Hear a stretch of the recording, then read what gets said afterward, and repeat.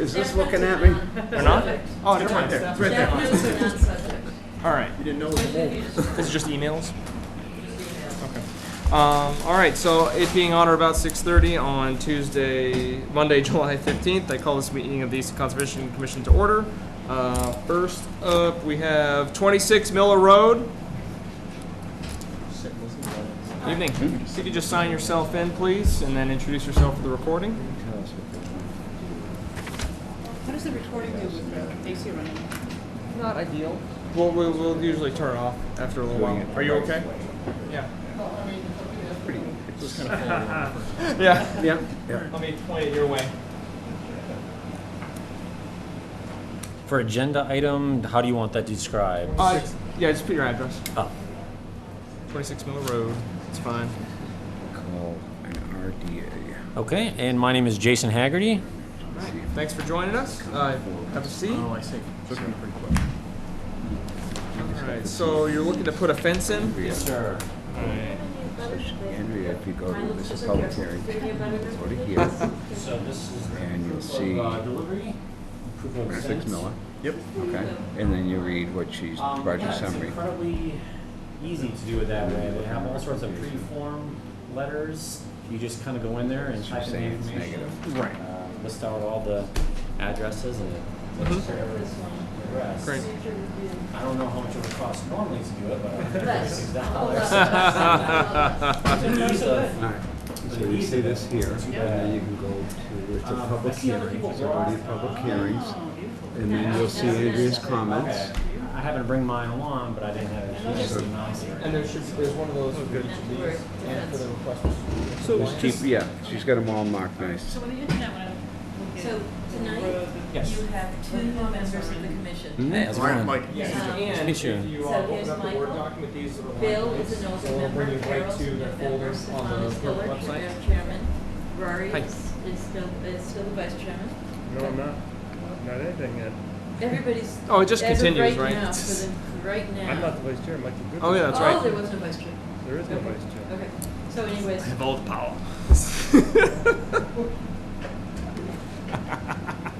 it's okay.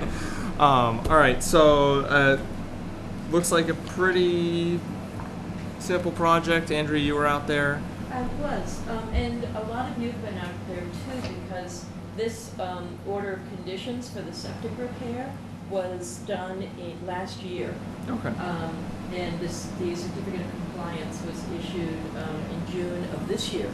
Okay. Probably that might have spurred you into, it was like a week later, you said, but what about a fence? Oh, that just happenstance, So- yeah. So certificate of compliance closes out an application, and therefore, normally an application is good for, construction period's good for 3 years. Certificate of compliance closed it out. Oh, okay. So we had to start a new application.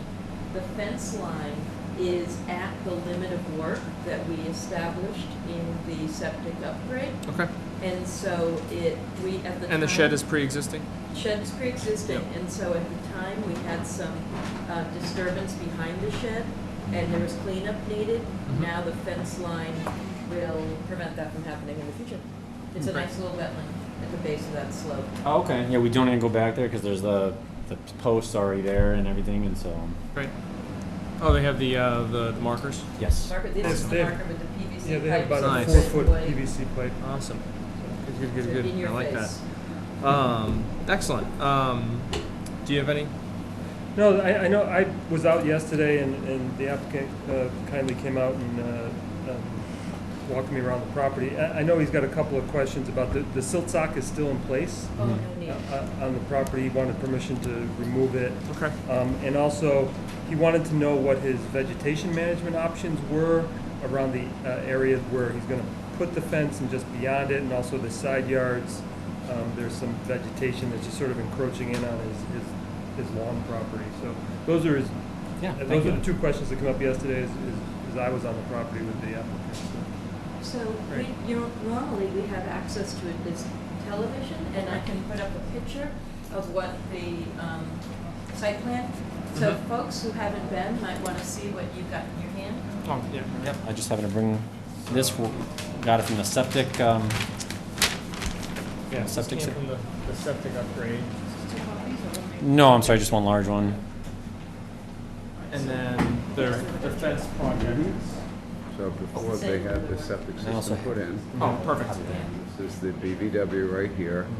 And what they'll show is a BVW, and then they'll show the 50-foot offset. This plan doesn't have it because it's already all in and everything, but these are permanent stakes that you see right here. The white ones we That- just mentioned? You can't go past this. The fence can't. The fence can't, nothing can. Can't go A anything. person built that. Yeah, yes, Right, yeah, no work beyond. yes. But he Yeah. doesn't have a gate proposed, so it's gonna be basically a no disturb zone. No, Except these blueberries, they were added. they were already in there. Yeah, that was added, yeah, that was the mitigation stuff. How mature are the blueberry bushes? When were those put in? They were put in prior, June. Oh, in June? June or spring Nice. last year. last Oh, year, last year. yeah. Oh, I was great. gonna say, they were already there when we moved in. Nice. And then this is the proposed fence. So the fence I is- actually think we did propose to put a fence in the back in case we needed to access for whatever reason. Gate? A gate, excuse me, yes. Oh. I think that's what it shows on the, So the fence that they're putting. It wasn't that Easton we agreed, so that's good to know. yeah. It's What not the that you purpose can't of go the, back there, it's that it's. the post. Well, that's good that you say it because the flippers, people we bought the house from, left some debris back there that we've been meaning to clean out, but we weren't sure, you know what I mean? I mean, you would think because we put it back there, we could go and clean it up, and it was very easy with Lawn debris or other kinds of debris. The shed, yeah, it looks like behind the shed there's some construction debris. And So there's a. Okay. Because to the they side, want to the push side allow of it to there come. was gardening yeah, stuff that I saw. that's actually good. Yeah. And then so it's just one between these ones. Yeah, it doesn't surprise me they would have hit. They seem a little, well, I don't want it on public record, but Yeah, you don't. I have comments. Because, Yeah, this one's pretty straightforward. Yeah. Bill, you have something? I've never even met the seller. okay. So the one thing, he's asking to, the plans don't clearly show it, but he's asking to put a gate along the back, partly because there is some debris behind the shed that he does want to remove. It's old construction debris, just Okay. that, you know, we should probably make that as part of the condition, just to have him remove that.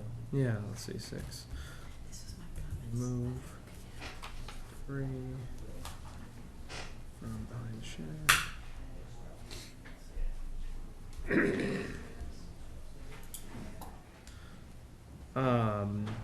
I think I'm generally okay with having a gate in the back.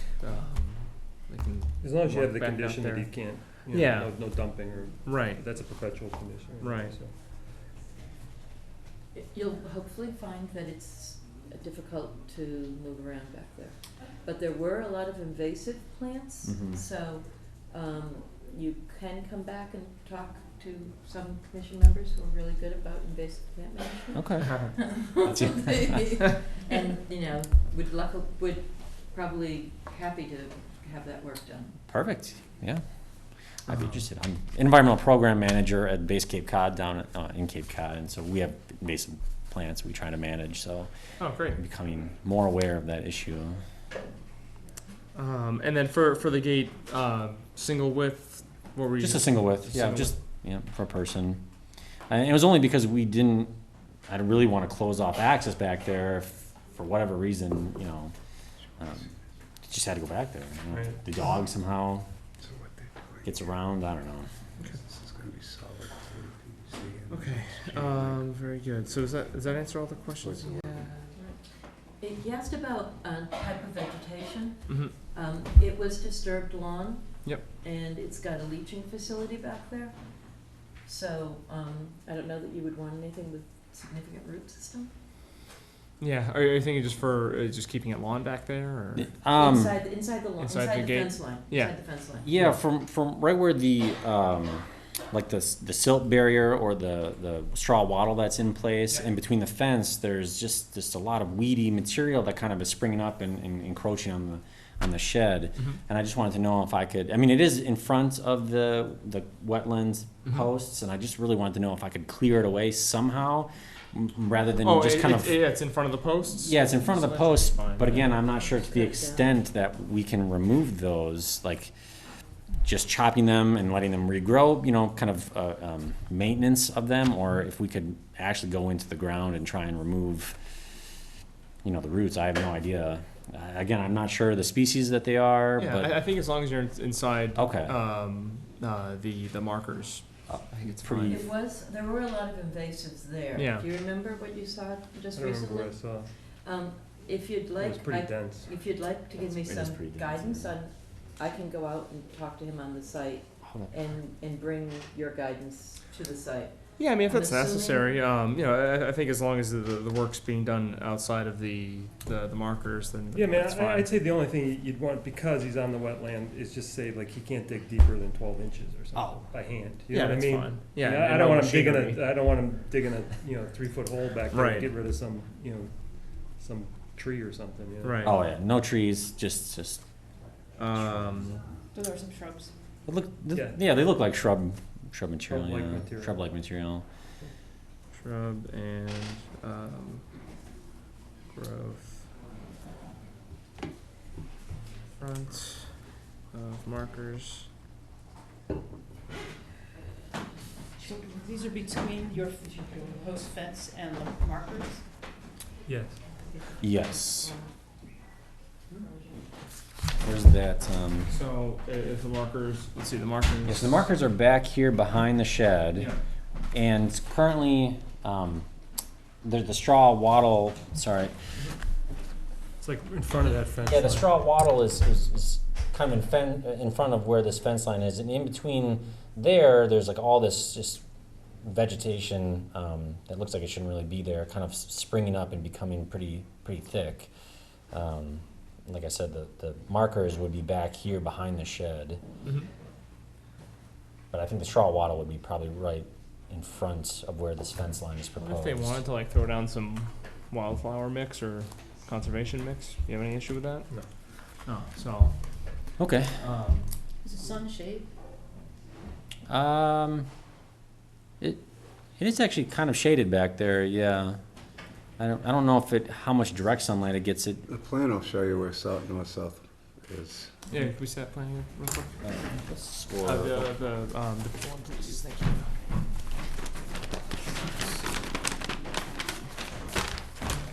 Yeah, it's the south side. It's the south side. Okay, yeah. And there's a lot of tall trees. Yeah. You're not getting any morning sun, Okay.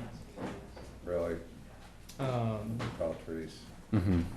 Guess there'd be a good like native wildflower mix if you wanted. If like, would you want to have it just be like flowers or something like that, or you just want to just kind of keep it clear?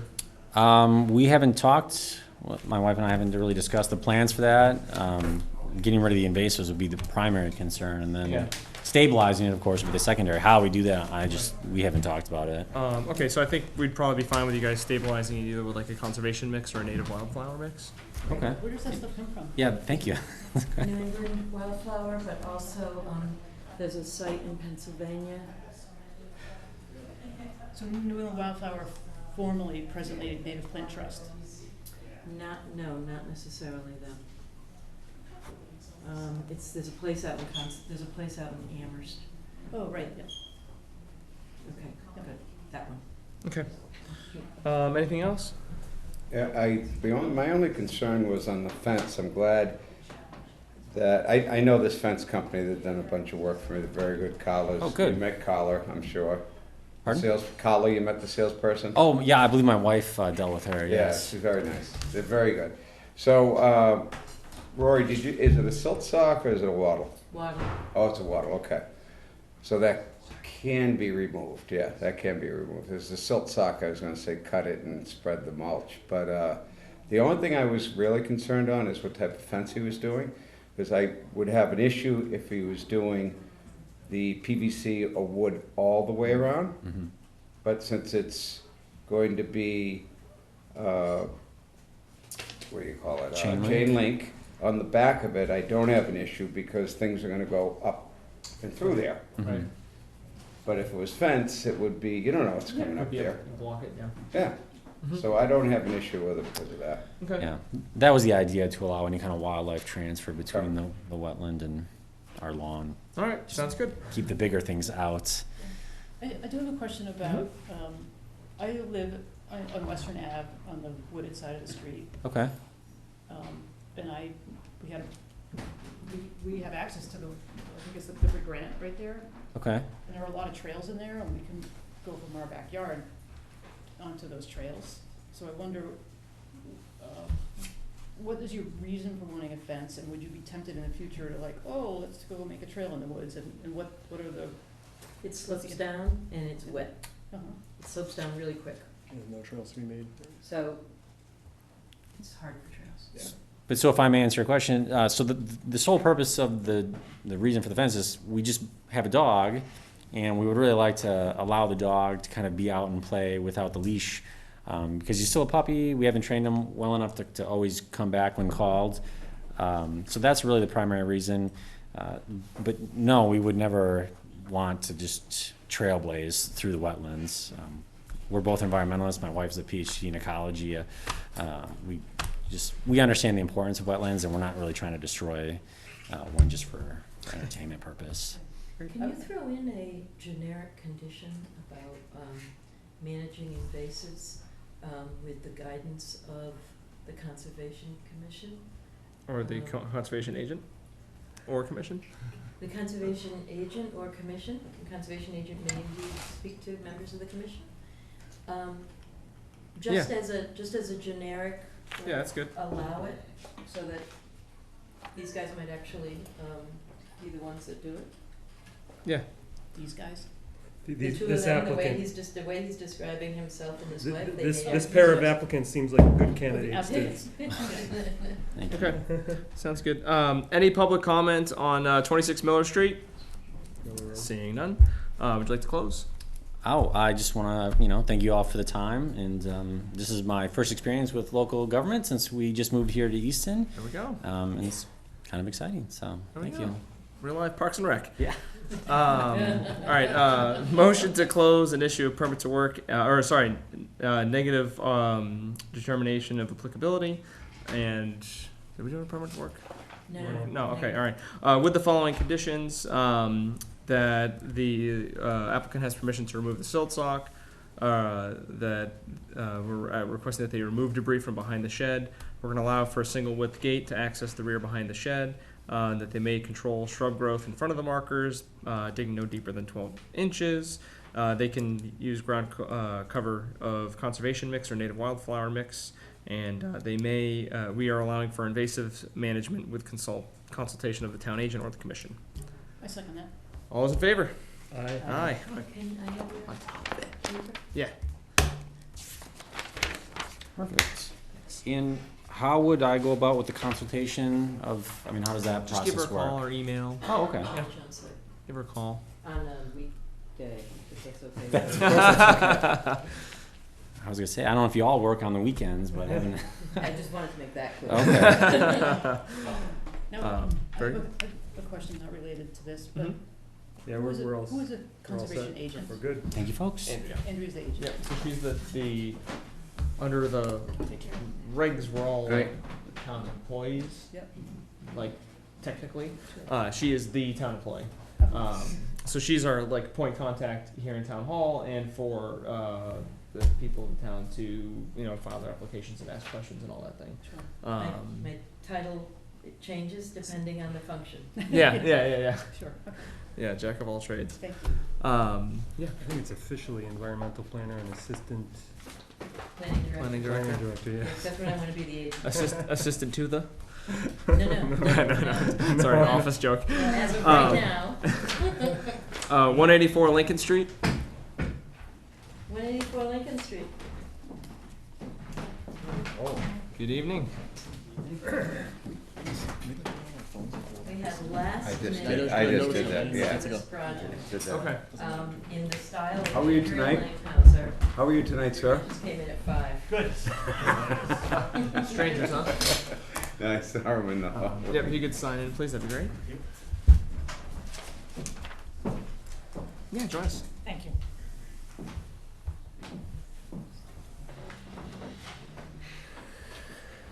We used to have these, yeah, we had those, but they, what happened is Okay, yeah, you guys are trying to put up some solar panels, right?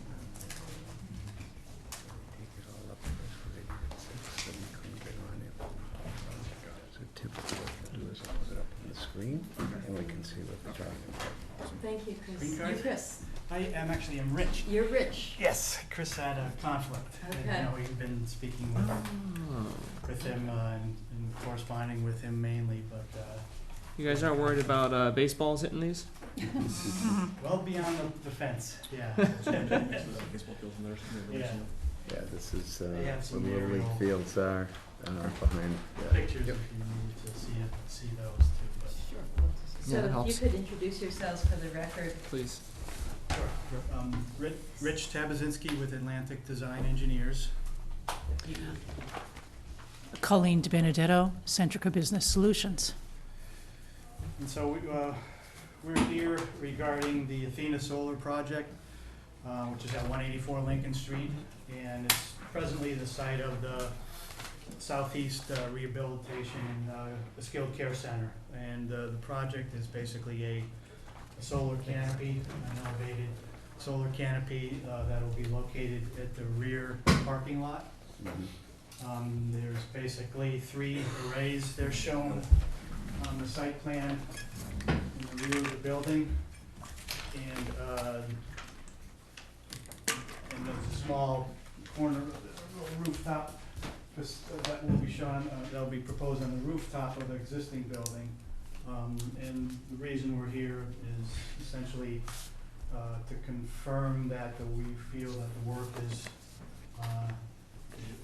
minor enough in nature that it does not need to be warrant a full notice of intent for the work.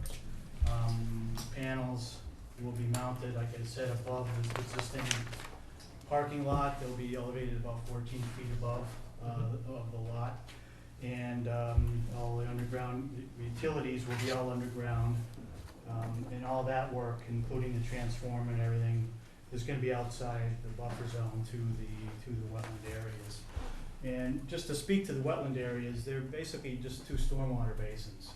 They're not natural wetland areas. They're basically stormwater basins that have acquired some wetland vegetation over the years. And the buffer zone, they're fenced-in basins. They handle stormwater from the parking lot and the driveways on the site. They're fenced in, they're maintained periodically, and just a matter of the buffer zone is cleared, grassed right up to the fence. So we're actually not sure they even qualify as wetlands, but we're kind of treating them as such, and we're proposing the work really is very minor in nature. The closest ground disturbance will be basically 3 support poles, and those will be 80 feet from those stormwater basins. Above ground, the tops of the panels, the canopy is the closest ones, about 70 feet away from those stormwater basins. All right, so it's going over just previously disturbed areas too, existing parking Exactly. and berms Existing and such things. parking. We're not doing any grading, no earthwork. We're not increasing impervious surface. We're not disturbing the ground other than to put in some. Basically, they're usually about 18-inch, maybe 2-foot diameter concrete piers, kind of like a light pole base, basically. And that's it. Again, it's all over existing disturbed areas. Okay. So, There was some question on the stormwater from planning. yeah, so what happened at my review level is, it sounds like a really great project, except if those were stormwater basins, but there was no records until 5 o'clock this evening, that the catch basins actually connected to the storm drains, and because the basins, and we didn't have any site plan review on this from previous editions, so we didn't know what the drainage pattern looks like. So we just had catch basins adjacent to basins, and until your crew went out this afternoon and Exactly. literally popped the manholes and checked the size of the pipes and the direction of the pipes, and actually unlocked the fences to get inside the basins, to get I couldn't get in there, so I could never see, I couldn't see an outlet. You weren't gonna go So- climbing through manholes? I don't do climbing through manholes, and I don't do climbing over 6 foot chain link fence. There's certain Limits? limits. We have found Andrea's limits. So, but these guys do. So it's all, so now we know. Okay. That now we know it's likely to have been. I would recommend if you're managing the property, I'd recommend a little more active management of the stormwater basins so that those pipes are more easily found, and that the basins can actually, hold a little more water because they're not quite so full.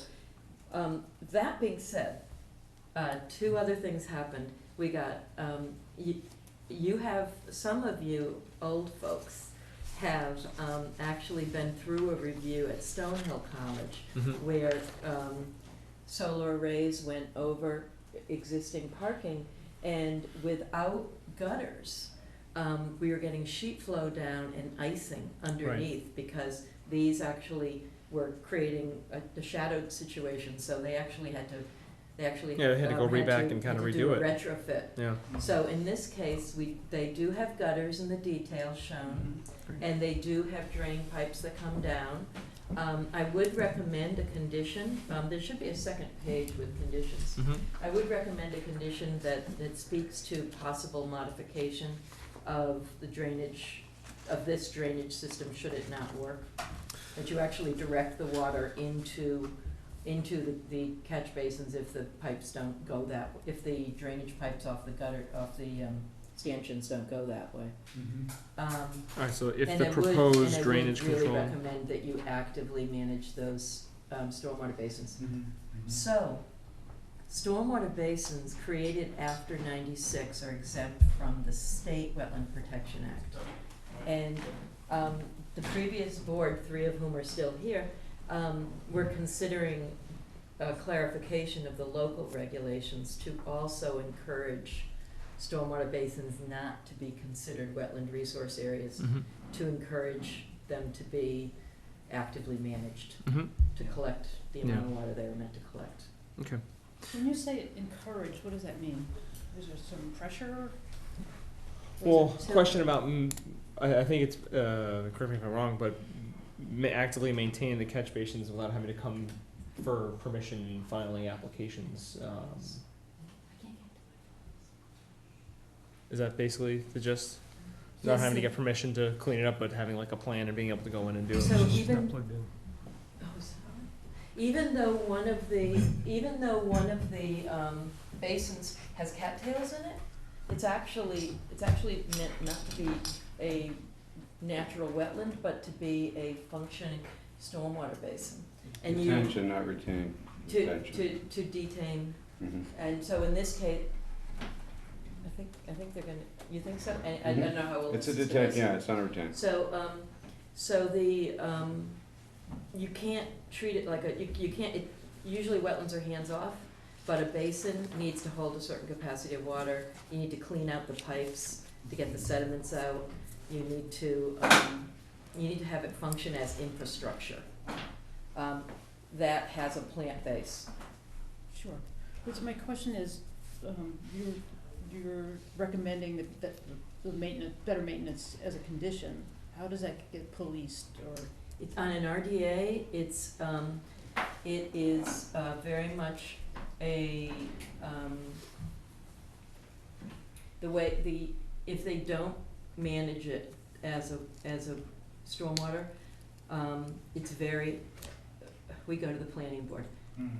Because the planning board, in this case, there's no wetlands, so the Conservation Commission doesn't have authority under the state act. So we would just make sure that the planning board has maintenance responsibility. If we had done this system, if we had reviewed the stormwater system, it would already be in place. We, the collective town of Easton, there would already be a requirement for maintenance, and then I would just, trigger that decision.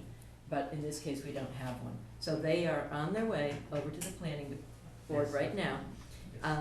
And that request for operation and maintenance, I think, got carried over in my comments to them. Sure. So we don't do it, Okay. they do it. Just to let the board know that the material that's out there is all gravel. It's not even a 2-minute an inch. Won't hold water. It's incredible. Yeah, it's a very clean site. Incredible. And water table is, I ended up putting a well in there, and I did all the irrigation for the baseball fields. So I had to go down about 18 feet, and I hit water at about, I think it was about 6 feet I hit water. But it's just, the problem is, it's just too good a gravel. They didn't have enough loam to keep it green. So we're running the irrigation all the time. Oh, Yeah, it's a pain in the neck, but good. you're not gonna find better soil than this place. It just sucks it right in, goes nowhere. Great. All right, so Andrew, you're saying if the proposed drainage control through the gutters doesn't function as designed, the applicant may direct the flow through the existing lot drainage, basically? Modify the drainage, modify the downspouts to be redirected, Okay. or modify the downspouts, or possible regrading, minor regrading. Well, the parking lot is, right now it's about a 2.5% slope, so it's not like it's a really flat parking lot. Mhm. You know, it's So gonna be, you can't according miss to the it. grades we did survey, and everything slopes in this direction towards 3 catch basins. Definitely does. Okay. Yeah, so there's 3 catch basins that Oh. handle So all the asphalt's being removed there, obviously, right? No, just No. holes for, Just No, holes? Just installing thank on you so much, top. made a big difference. canopies can be elevated above those. They'll be like a carport type of situation back there. So you're still gonna get sheeting going towards that area. And they do have curbing Yeah, on the yeah. back of the catch basins. Okay. So just redirect the drain spouts. All right. It's needed, yeah. Good, good. Any other questions? Mike? Good. Good. Great. And you saw the other one, the applicant shall be responsible for cleaning out Yes. 4 catch basins. I kind of threw it on you, Rich, too. I just didn't think they were doing it. Oh, it's Yeah. beautiful. It's gravel. gorgeous. Love Yeah. that trail. Probably right. All right. Any public comments on 184 Lincoln Street? Seeing none, would you like to close? All right. Motion to issue a negative determination of applicability with the conditions outlined in the staff report dated July 12, 2019, with the additional condition that if the proposed drainage control through gutters does not function properly, the applicant may modify the downspouts to redirect the flow into the existing parking lot drainage system. Second. All those in favor? Aye. Thank you, guys. Very good. Thank you you. very much. Thanks. Have a great night.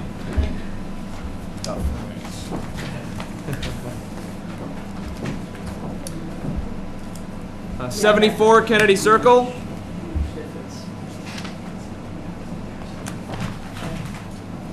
This is an amendment, Yeah. person named. Yeah. Evening. If you could please sign in. So let me pull 74 Kennedy.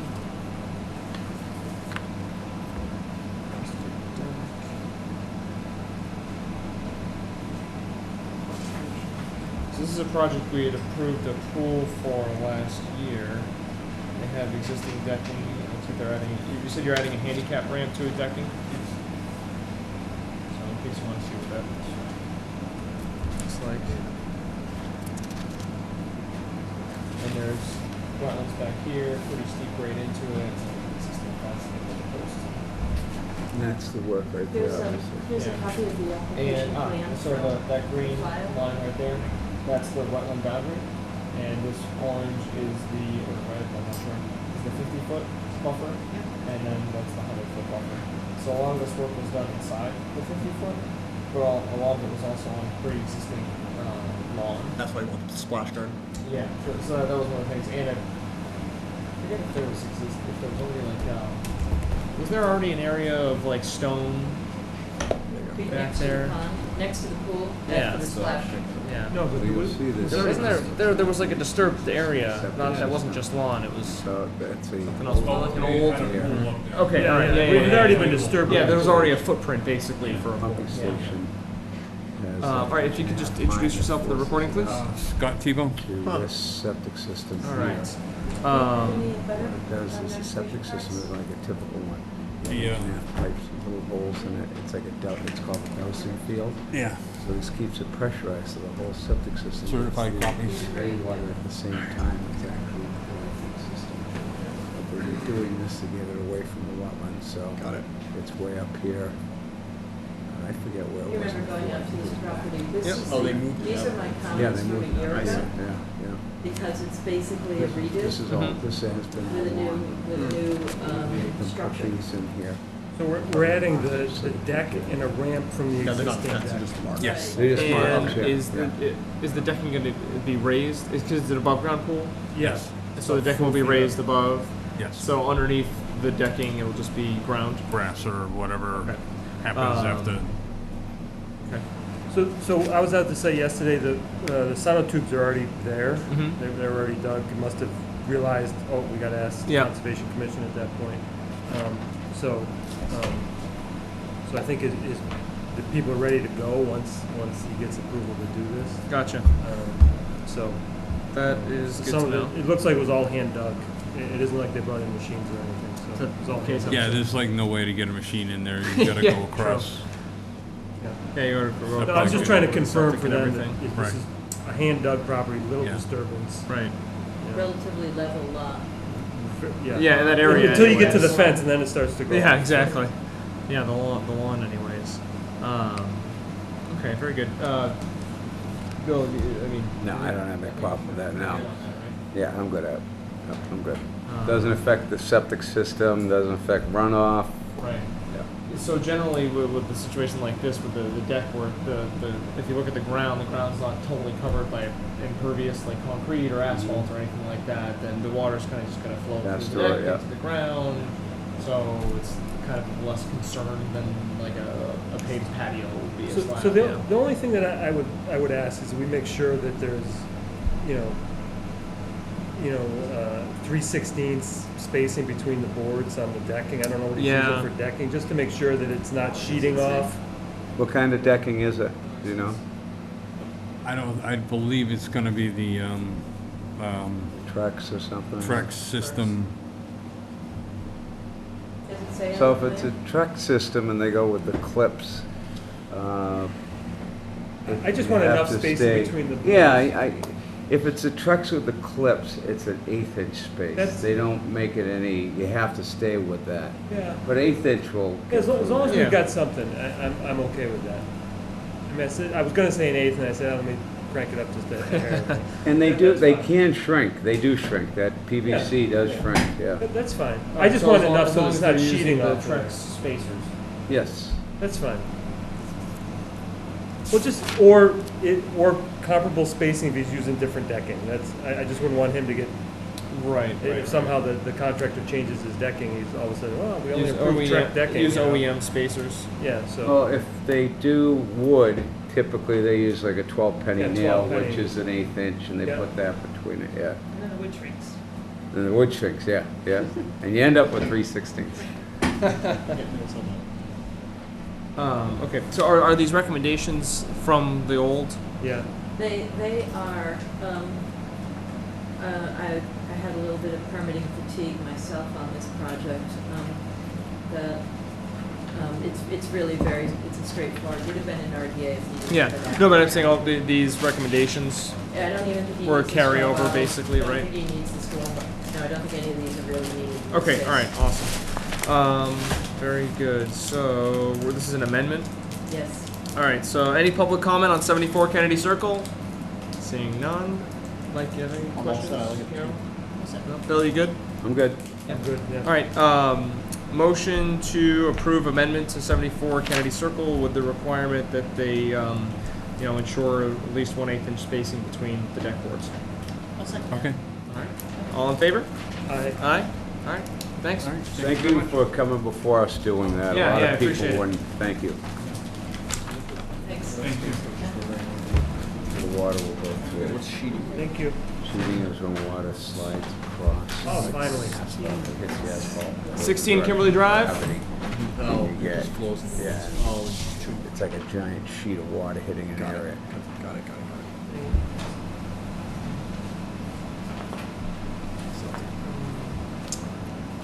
I am certain the neighbors are happy you are raising this house. What's that? I'm certain the neighbors are happy you are raising this house. Yeah. I don't have a sheet for this. Yes. Oh, Hand it that out. was the last minute one. And it's, Any years? so, That house was built in the 70s. that? That house was built in the 70s. Yeah. Amazing. You couldn't even see that house. you have the butter? Oh, yeah, I've got a backlog here. When do you think the last time that pool was used? For the frogs or the I don't think there was anybody in the house for 18 years. Yeah. Wasn't there a guy from Canada or something that came I down? don't know the background, but I That was know. running the estate? Yeah, there was just, it was never I touched. think he is. I met him. Thank you. Okay. All right. You guys are signed in? Yep. All right. If you could just introduce yourselves for the recording and tell us about your project. Please. Ken Koska, KLK. We're doing all the demo and renovation. I'm Stephanie Hoban from Strong Point Engineering. So this is an existing house located at 16 Kimberly. It's not a very good house.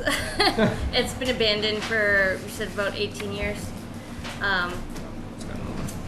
Pretty much the whole buffer area has previously been disturbed.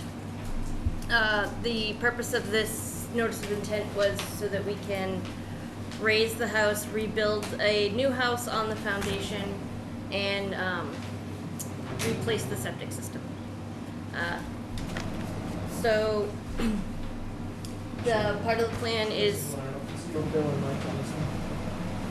to remove the existing swimming pool that's within the 25-foot buffer, Okay, yeah. or just outside of the 25-foot buffer, within the 50-foot buffer. You guys, you're gonna just entirely remove the in-ground pool? Yep. And we're going to relocate the existing chain link fence that's out there so that it's on the 25-foot buffer instead of being, parts of it are actually in the wetland. This is the existing fence here. There is minor grading associated with the septic system. And we are going within the 50-foot buffer, but it's already in previously disturbed area so that there's kind of a softer slope than the standard 3-to-1. And we are also proposing a planting restoration of the 25-foot buffer that's previously been disturbed. What type of grading are you gonna do in that area when you get rid of the pool? Are you gonna, it's kind of, if you could describe how steep a slope it is down to that existing chain link fence now? I believe we actually don't have topo in that area. From what I recall, it's probably, yeah, it's not super steep. It's, Can you what slope can you maintain in that? I was hoping for a level area adjacent to the wetland and before the slope began so that you didn't slope right into the wetland. yep, that was the plan, was to keep it, it's all level in this one Yeah, area. this is level right, I've been out to the site many Yep. times. This is all level here. And the septic system, they're blending into the grade, they're only going a foot higher. It's over where, when they get rid of the Yep, pool. no, No, over this here. here, it's flat here. It's flat Right. here. Right to there. And then Then it starts drops. sloping. Then it So starts what- sloping. So that drop there, Mhm. since the pool goes away, I'd like to create, rather than have the slope go right down to the wetland line is at the existing chain link fence. Mhm. So I'd like to have at least a 3-foot landing before you get to a slope. On the top, area. yeah, slow it down. So that if you can push the slope, so, yeah, that's not actually shown here, but So come I'm a little talking to the sculptor right now. So we'll come a little further than Are the you fence. thinking about possibly like a rain garden or something like that, or?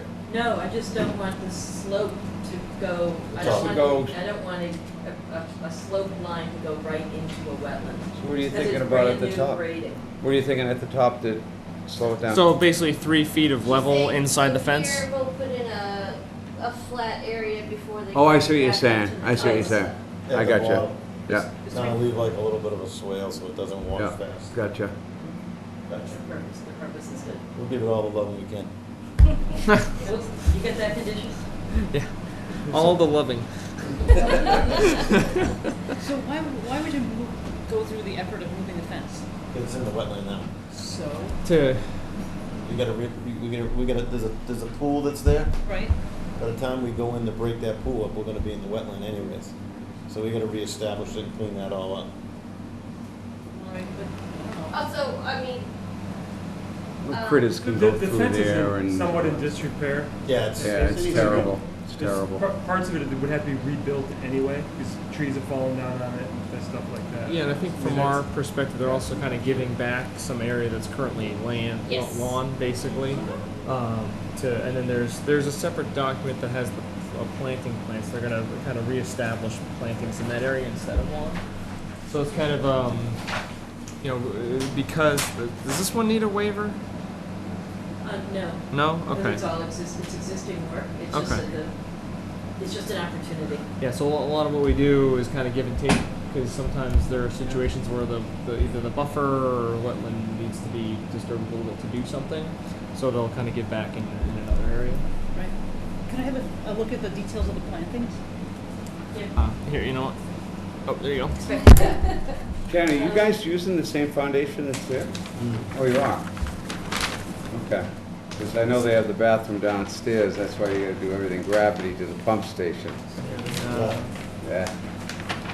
I don't understand that, it's a lot cheaper to put instead of, So the sun's you over know, here. put a grinder in the floor, Right. and then get rid of that stuff. I think so. It's like What do you think about that, or no? Is it too, because I remember there's the fireplace down there, there's the bath. I never seen it before it was, they got it. Okay. dead end there. 3-1's pretty. Yes. Is it really significant. north on this? Huh? Don't you think? Jeez, So it's the it. north on I mean, this matches up with I the mean, north on it's, this? If you just, do you break up the floor, or you don't know? It's full broke up. Okay, yeah, we're good. Put in a pump. 3 to 1 maximum, how about that? Okay. So I Put think in that a holding marker's tank right and on just the go floor. gravity. Isn't that arrow the compass? No, that's a locator. So. Well, maybe it's because they'd have to fill it up This is more, all probably greenish. on the outside. Yeah. Now you can change outside. and Looks like I Yeah, think that's what it- yeah.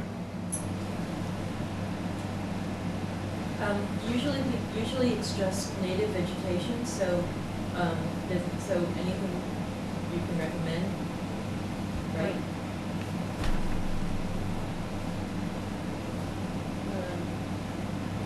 So these are all shrubs that you're proposing? What about a ground cover layer? What? Herbaceous Here perennials? we go. Plants seeded with native upland forage and cover meadow mix. Plant seeds. Okay.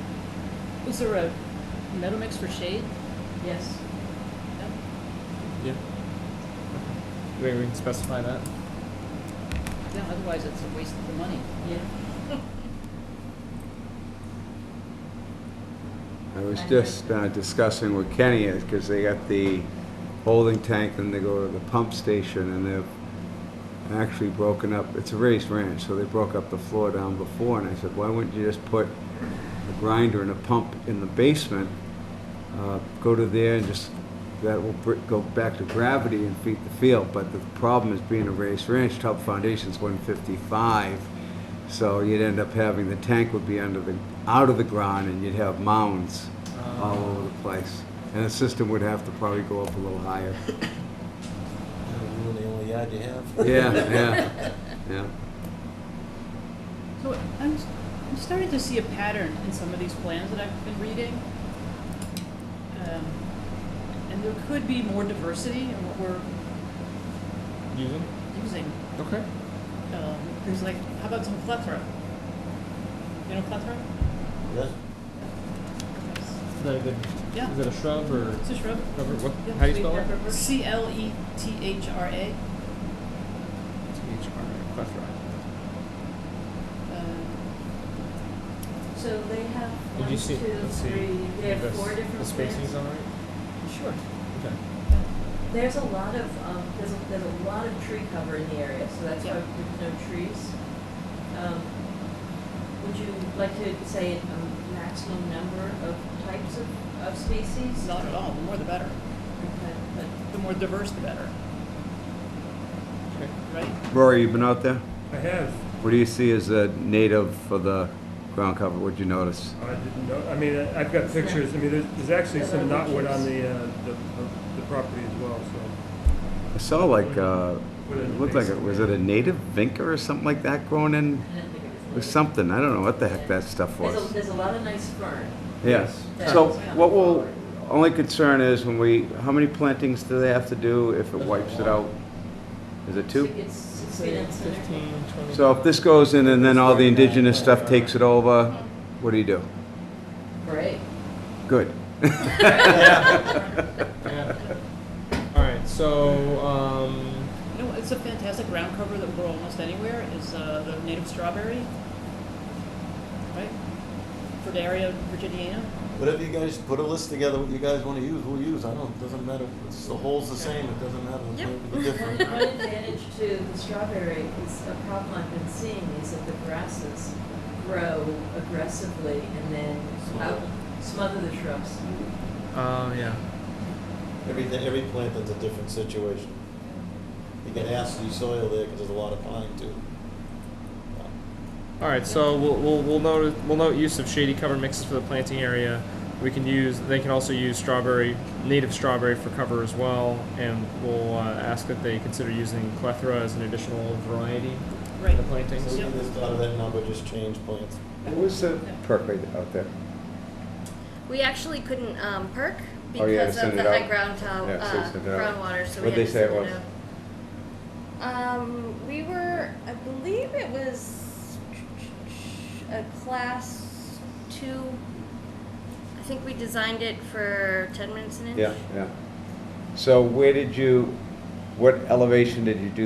You did that in the groundwater? Yes. So it sort of has a little bit of fines in it, so it's gonna hold up the water and do some good growing there. Yeah. Something else that I would like to see or encourage is, like, I'm curious where you source your plants. Or The guy, Bill Huzzy over in Hanson, that we buy a lot from. do you know, does he propagate his own, or do they come from a nursery? A lot of them, Doug. Yeah, he buys them from down south, he'll shop, and then he brings them to, and then He he has grows them wetlands there. he digs out of too. Yeah, it's a big, 80 acres or Yeah. something like So that. he, it's like a bog, he's got Right. different areas of wetlands that I guess you could all probably. A lot of people buy off of this guy. He's an Yeah. old guy, he's Yeah. 80 years old, and he delivers them right to you, he's wonderful. Yeah. His nephew doing now, so, but. So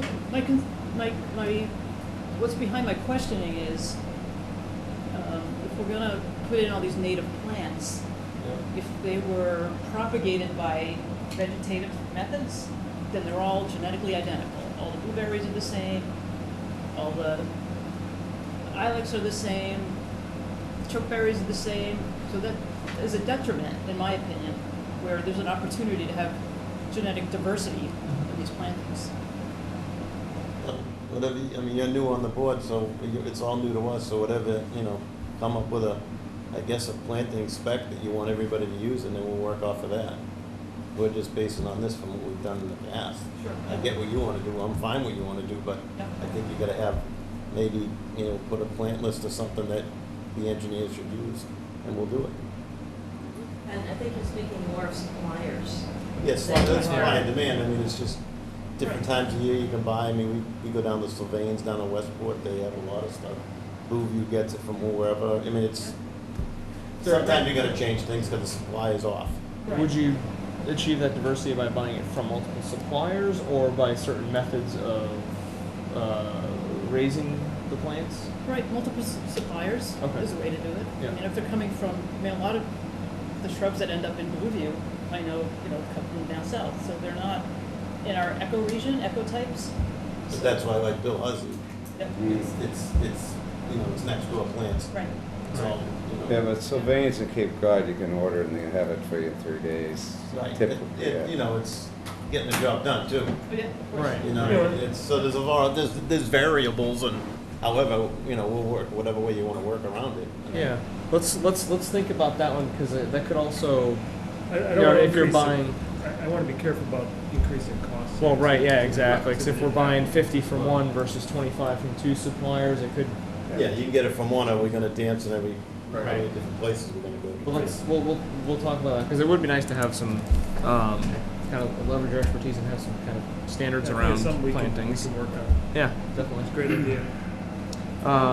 Bill, anything else on this? No, one? I think it's a good plan. I like what they're doing. The water, actually, the runoff, it's not a great, it's not cheating or anything. I don't, the only where I see a little bit of it is where when the pool gets filled, but it's flat, so it's going to come, it's going to build up and then just sort of fall into that area where they're doing all the vegetation, where you said to put the flat spot. So I think it's a good plan. I don't, the east where it's going is, it's following the grade that's there now. Yeah. So I don't have any issues with that. Any questions or anything? Mike? I have one other thing. Forces slipping my mind. Another thing that might work well here is the low bush blueberry. So that's another thing. That would be a nice ground Yeah, in cover. the shady area. Yep, it grows in the shade, although they may tend to want to grow in drier areas, so strike that. Okay. And- Yeah, I have a yeah. ton on my property. I would also like to ask about, once all the plantings are in, what happens with the bare soil? How are you gonna treat the bare soil after the plantings go in? There isn't a grass mix? Yeah, they have Just a. talked about the grass wildflower, mix. Right. shaded wildflower mix. Right. So it'll probably plant it prior to planting the shrubs. And then by the time you're done, it's already pretty cleaned up, it's been Done. done. You know, just get it flat, seeded, plant the plants, rake it down again, Yep. it's all turned, so then it's over with. Yeah, so you wouldn't mulch it? No, I think so, no, I think it's smothered at that point. Yeah. And it's gonna, we're gonna have to loom it anyways, because by the time we take out the pool, it's all gonna be disturbed. This area more so, right, this corner, I mean, Right. that's a concrete pool, that's like, it's gonna take some doing, we're gonna bring it. Yeah. So it's gonna be. It's gonna be a little effort. That was Yeah. built to last. Yeah, it was meant to stay. Yeah. So, I mean, every job's different. I mean, we've been in town for a lot of years now, so we've seen it all. So I guess, like personally, I would hope that the shrubs were mulched. What, each shrub in a Right. circle? Yeah, Why? because it moderates soil temperature, it keeps down weeds, it, I don't think you have to, I'm not looking at, I Sorry? thought you think after we put the wildflower seed, it's not gonna weed up, put the weed content in the loom too? I'm sure that's another reason to mulch, So under the drip line of the shrubs. Right, but I mean, if we pre-seed that, that's all gonna come from that mulch. Well, part of the job that mulch hopefully will do is Right. suppress No. weeds. this is a standard, over there in that detail, do you have an area that whole, is a Plus they're on the maximum, slope. right? They're all on the slope too. So if you take that maximum whole slope and just put mulch on top of it, when you put the, Yeah. 6 to 8 feet on 3 feet on center. center, you're gonna have a mulch, you're gonna have like an 18-inch strip in between. So, I mean, at that point, why don't you just mulch everything? Right. Now what happens to the seeds that you wanna use?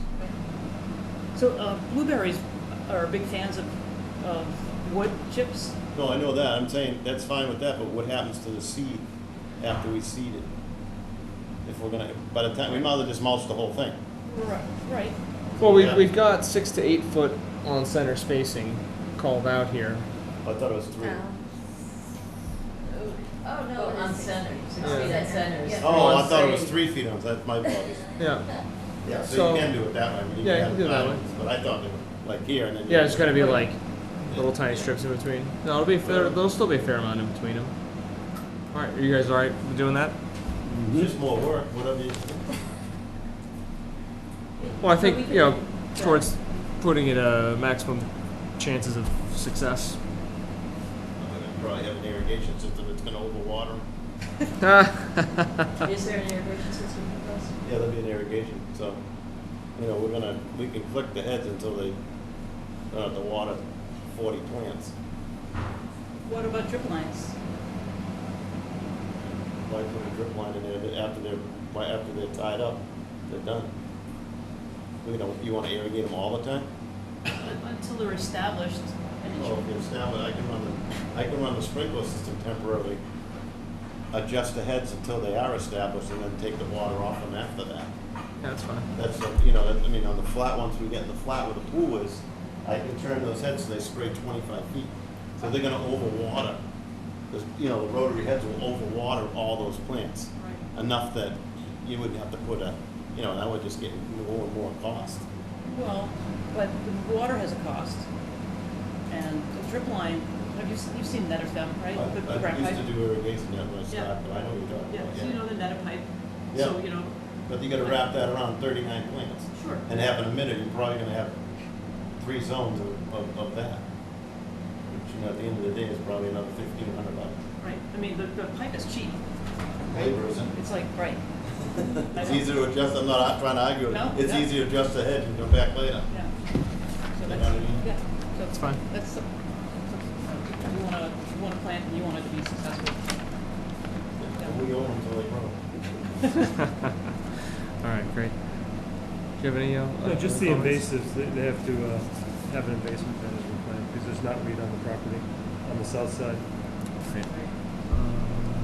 And it's coming on strong. Pricing is- Oh, the invasive, yeah. We'll get rid of that with the fence.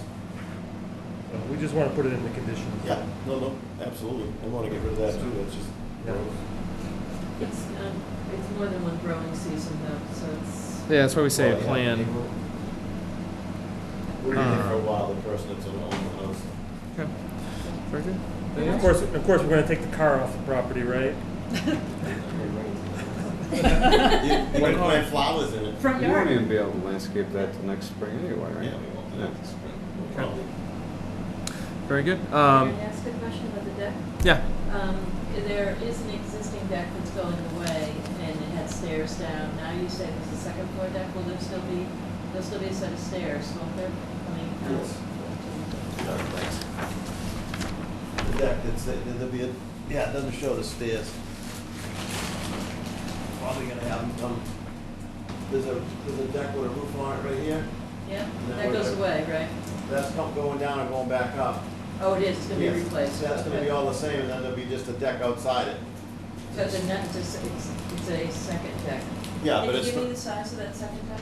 I'd Oh, have- yeah, you can. It's 14 by 24 20. by 20, and. It'll be it's it'll be out of the buffer zone. out of the 50 foot. Yeah. Yeah, it's still Okay. inside the 100.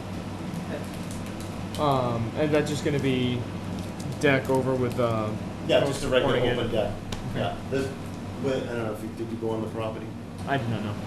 Right now, there's a screened-in deck. Yeah. So there'll be a screened-in deck and an open deck. Which is about right where that door is, the doorway is. You get a reference point. All right. Any public comment on 16 Kimberly Drive? Seeing none, would you like to close? Please. All right. Motion to close and issue a permit to work in order of conditions with the conditions noted on the staff report dated July 15th, 2019, and these additional conditions that they should establish a 3-foot level strip or swale along the wetland area in the planting area. For ground cover in the planting area, they should use a shady cover mixes. They could also use native strawberry for cover as well. We're recommending that they include the use of clethra as an additional variety in the planting plan. That they mulch around each of the plants in the planting plan. That they establish an invasives management plan and include that in the filing for the project. Second. That's it. Can I ask that, you have The last condition, establish an invasives management plan and then submit that to Andrea as part of the file. hey, can I ask that regarding the grading, not Yeah. just a 3-foot space, but a maximum slope of 3 to 1? All right, yep. Regarding the level strip, I'm going to amend that motion to have a maximum slope of 3 to 1. Second. All those in favor? Aye. Aye. All right, thanks. Have a Thank good you. night. You too. So the purpose of moving the fence was the commission often tries to have a 50-foot no disturb zone. So if we had the opportunity to get a 25-foot no disturb zone where we didn't have them before, Right. we'd like, I'm assuming, and that's it's, commission's policy has generally been get a no disturb zone. So that's where moving the fence came from. Yeah, it makes people realize that they can't go beyond the fence and they can't return to the lawn eventually. What happens is 10 years from now, another owner will come in and not realize that they're up Do they against have the wetland. medallions? They don't have medallions, because they have the fence, but he and I spoke about that on the site. Okay. We spoke about putting medallions on the convention. You wanna amend the? Yeah, I'm gonna amend that motion to add conservation markers Yeah, he did on the fence line. on the fence line itself. And just make sure we tell them that. Yeah. Yeah, I spoke to him about it on site, so it'll be okay, Yeah. but I will tell him. Second, All those in favor? Aye. Aye. Thanks. On the How many? fence. What are we? Is every At 50 regular- feet? at Every regular 25 feet? intervals. 25. Regular, every 25 feet. Basically on every post. Yeah, 25 feet every other. Depends what he does. If he does the 4-foot fence, he's gonna be. Usually a fence is between 6 to 8 feet. Yeah, this just presently is go- chain link. Oh, it is? Yeah, this presently is chain link. Okay, yeah. So But what's he putting up in place of it? I would be surprised if it wasn't. probably chain link, right? And That'll I be would interesting. expect So he'll you have to say- drill them and rivet them or something. This is a spec, I think, isn't it? No, it's not a spec. It's not a spec? No. Okay. Okay. 6 Brookview Lane. ah, Hello, sir. Oh, finally. It's one of our frequent customers. I got the 18 back this week. George has had enough of us. George called me from his boat on Friday while I was working. Oh He's right in man. front of my house. He's going right by me. Can't hate on me then. I almost gave him the wrong information. Right. What do you need from me? Mailing? It's them.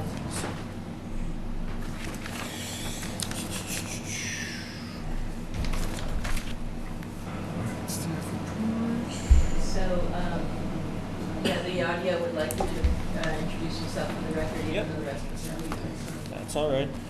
Oh yeah, if you could sign in too, please. Yep. For the record, I'm Peter Lyons with Collins Engineering, representing the homeowner at 6 Brookview Lane for a notice of intent septic repair. I'll finish that in a minute. Basically what we're proposing, it's an existing 11-bedroom house, which translates Title V to a 5-bedroom design. The existing, or quick overview of the site, in the backyard we have wetlands in Whitman's Brook, shown by the MHW flags. The 100-foot buffer and the 200-foot buffer falls, pretty much cuts through the outer quarter of the proposed leaching area. Our proposal is to raise the existing plumbing at the house, provide a 2,000-gallon 2-compartment septic tank, gravity fed to a 14 by 33-foot leaching bed.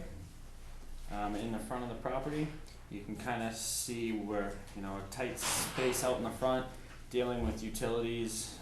It's really the only place, and also the most practical from a conservation preservation standpoint. However, we couldn't get it out of the 200-foot.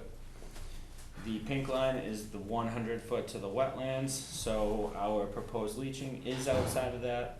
The proposed tank is 78 feet from the closest flag.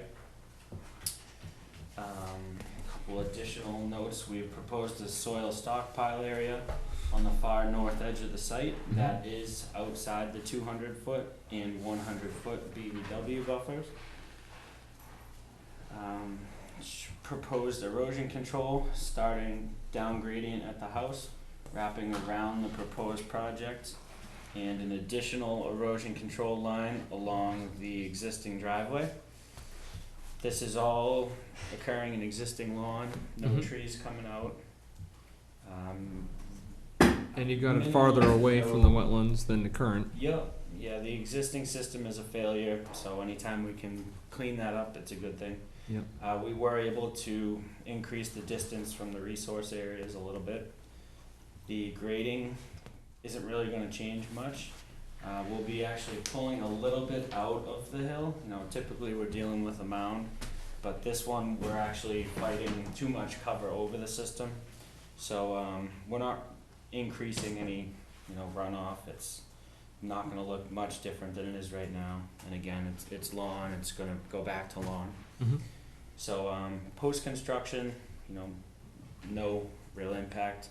During construction, we think with the erosion control, stockpiling and dewatering areas, you know, we're doing everything we can. What was water table at? Let's say test pit 2, we got it at 102 and 104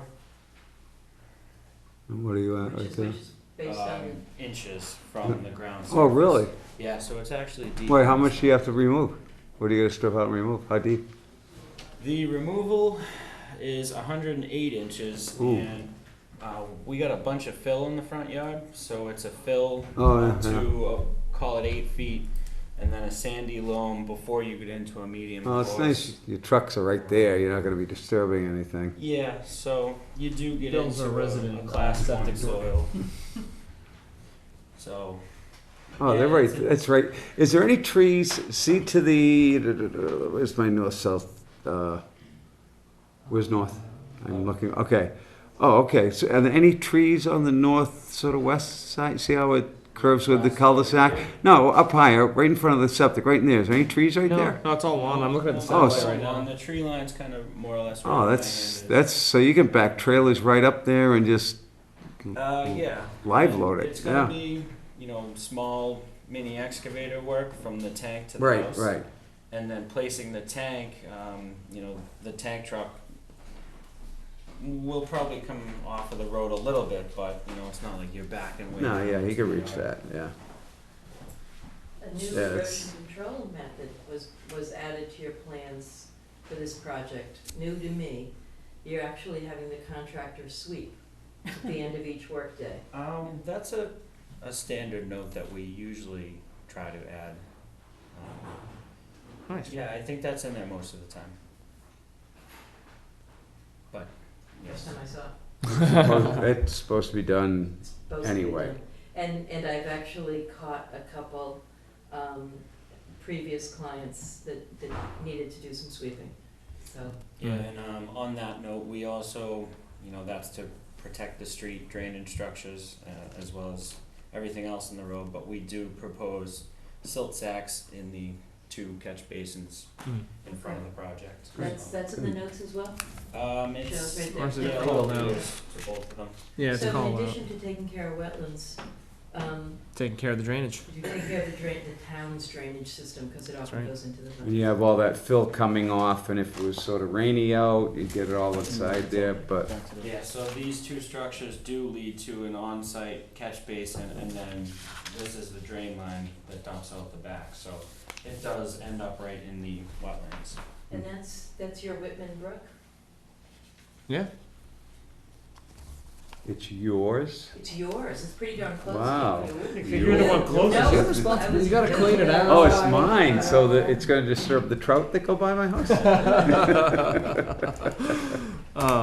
Very good. Any other questions on this one, guys? No, I think it's a great plan. Yeah, looks great. All right. Any public comment on 6 Brookview Lane? Seeing none, motion to close and issue a permit to work in order of condition for 6 Brookview Lane. Second that. All those in favor? Aye. Aye. What's nice about it. Thanks. is- Alrighty, thank you. So, You got any more tonight, or? I hope not. This Nice. is all I got with me. There we go. No, it's a very Late clean night for job, you. very clean job. We don't see that We'll often. put most of the Yeah. conditions that you would want right on the plan. And that way you don't have to do any conditions, and the contractor is sure to see it. Nice plan. It's good stuff. Thank you. Yeah, they usually do really good work. All right, 57 Canton Street. He does cover everything, George. He just, everything. Yeah. Thanks for being in the office late today. Evening? Move yourself over. This house was built in '94. 94? Oh, same year mine was. Just on the other side of the graveyard. Yep. I had it as 96. Is this one 57? 94. Are Okay. you guys the homeowners? Yes, we are. Nice to meet you guys. Nice to meet you. Thanks for coming in. We'll probably ask you guys just to sign in, since so you're present.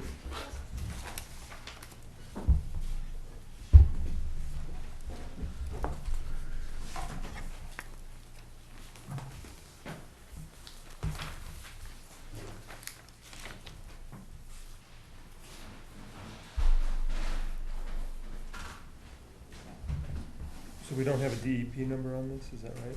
Yeah. Did you get one? No. Okay. Andrea, this system here was before the new Title V, so they were using sidewall for the area. That's why this is, they were Where? for us, because they were using the sidewall, not just the base. Interesting. Yeah.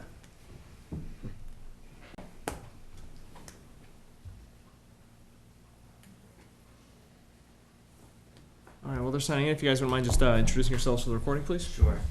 My name is Josh White. I'm from JK Holmgren Engineering. And I'm Claire Hogebone with LEC Environmental. You guys for joining us tonight. And why don't you talk us through the project, please? All right. So basically, this is an existing single-family house on 57 Canton Street. And the applicant, Mike Haynes, is looking to build an addition on the back of his house.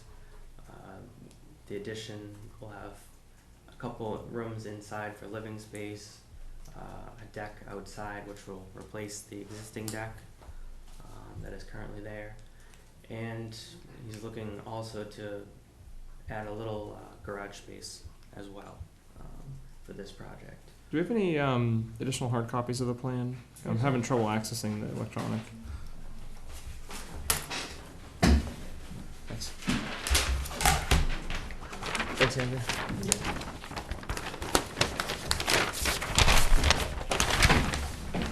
All right, sorry. So basically, the entire project is within the 200-foot riverfront area, And the garage is inside the 50-foot buffer zone. Yes. Claire, you want to start talking about the Sure. the wetland areas? Yeah, so we delineated the wetlands at the end of May, and you can see the blue line where it shows an intermittent stream in the southern portion of the lot. That flows onto the lot through a culvert that's underneath Canton Street, and then discharges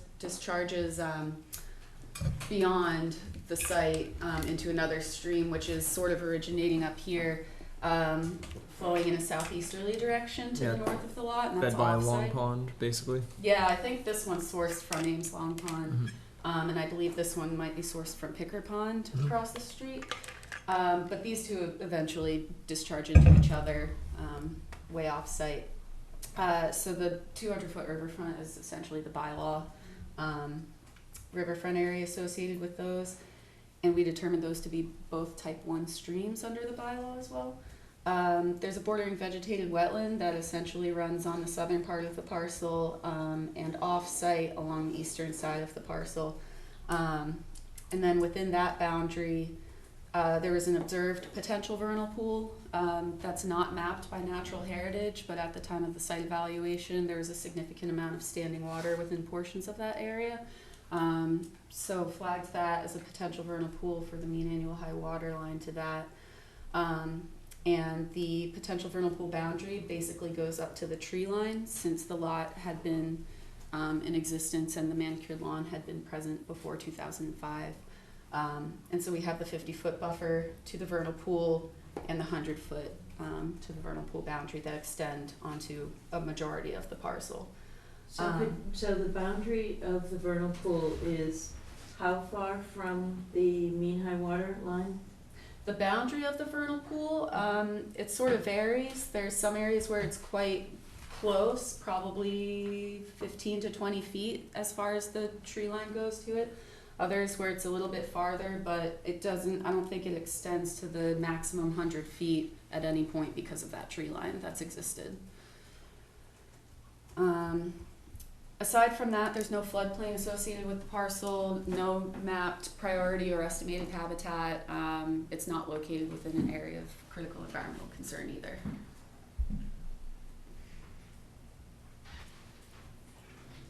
Was there any thought to putting the garage over the existing driveway to minimize additional impervious area? There's a under I under clearly see garage. it's an under garage, so I have Yeah. an existing under garage. If I put a garage on there, I would be able to get to the other two. Yeah. I only have a little bit, I only have the driveway's only enough for 2 cars there. I wouldn't be able to get into the existing. Okay, that's what I thought from driving by it. Yeah. Right. I would love to, but. Okay. We kind of, actually, if you see the addition there, you see a little section actually of a drawing. We actually drew a little bridge over the garage, so we didn't take up as much impervious area. It's the only really spot we could get it to drive into.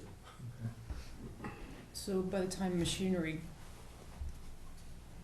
works around it, Yeah, well, still this one right here is the limit of work, so they'd be able to work inside of this line. Which line is that? The line with the squares on it. Uh-huh. So that's, so this is the 50-foot buffer, Mm-hmm. and so they, where's the 100? Out here, the orange one. Uh-huh. You So wanna the get a better limit, look at the it? Yeah. limit of work on that plan is sometimes at and sometimes within Right. the potential vernal pool boundary.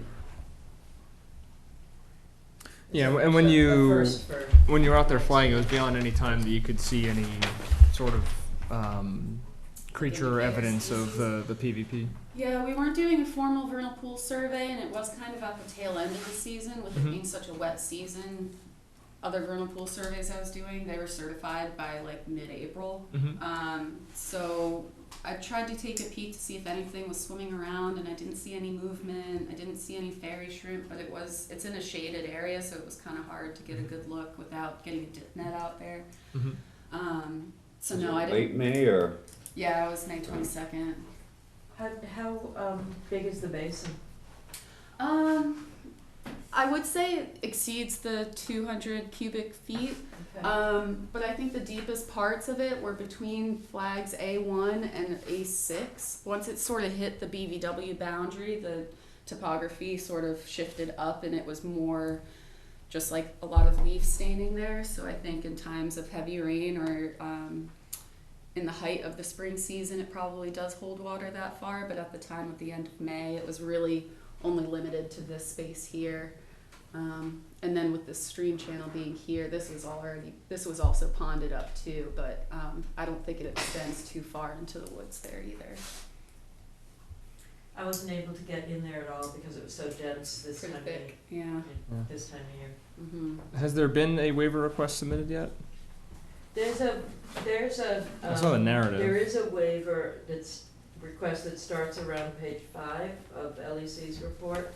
I tried to pick up the main points. No alternative to locate the proposed project outside the 200-foot buffer zone, 200-foot riverfront. I thought you could speak to that a little more specifically, because while the jurisdiction is 200 feet, the riverfront setback for a type 1 stream is just 75 feet, so that's really not where the waiver is needed.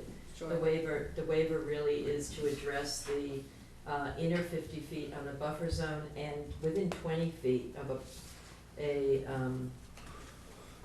the potential vernal pool. So I thought that there could be a little more on that. To avoid, minimize, and mitigate, all I saw, and I could be wrong, was that the proposed addition is within the existing deck footprint, so it reduces the net increase of impervious cover. But you're dealing with 1,061 square feet within 50 foot within the 50 foot of a BVW.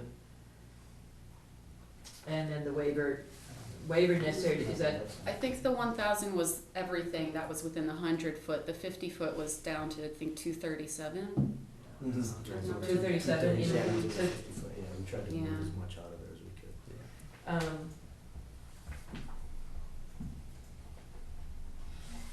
Yeah, so if you could explain, I was having trouble with the alternatives analysis, it didn't speak to it with, I didn't see anything other than, you know, what did it say? You know, the whole thing is within jurisdiction, so what can we do? Yeah, I understand that, and that's, I mean, to that point, everything that's, the whole footprint of the project is within manicured lawn, within some sort of pre-existing disturbed area, and, you know, as far as we could try, as far, you know, trying to get the location of this to make sense with the existing home, I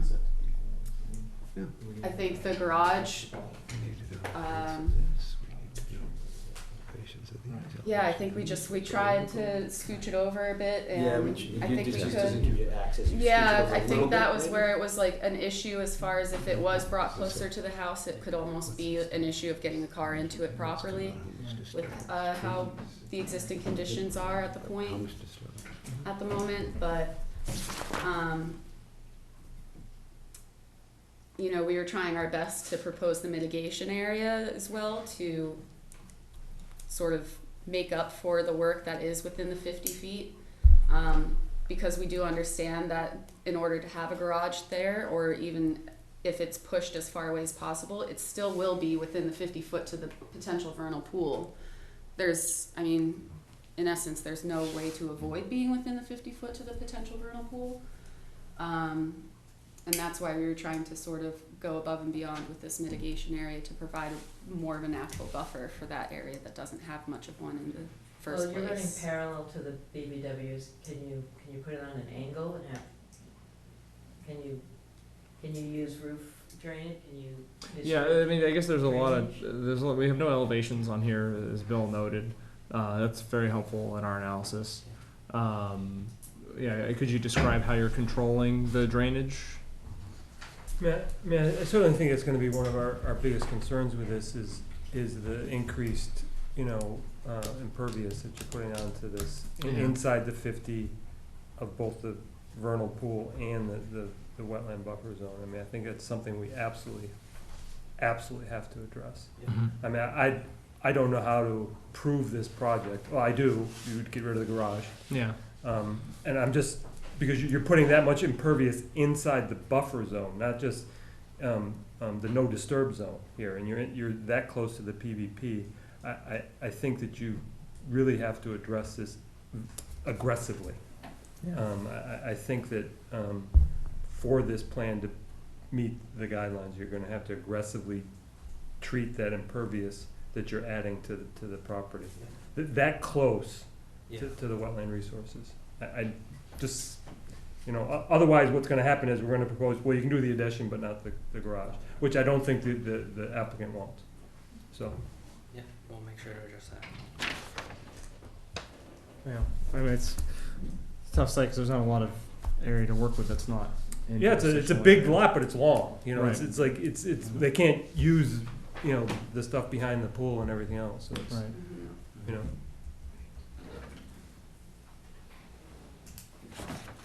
Yeah, we don't know what's happening here with grading, elevation of the proposed garage, where's the water going? Yeah. Yeah, it slopes off that way. Yeah, but will it be when it's, What's that? will it be afterwards? Yeah, exactly. No, I agree with you. It already naturally slopes Right. that way. You know, you're going to push more. So. Right, so if you could do something to contain it, yeah. No question. Are you guys doing anything with the septic, or it's just in there as part of the details? It's not, No, it's septic. not doing septic, septic's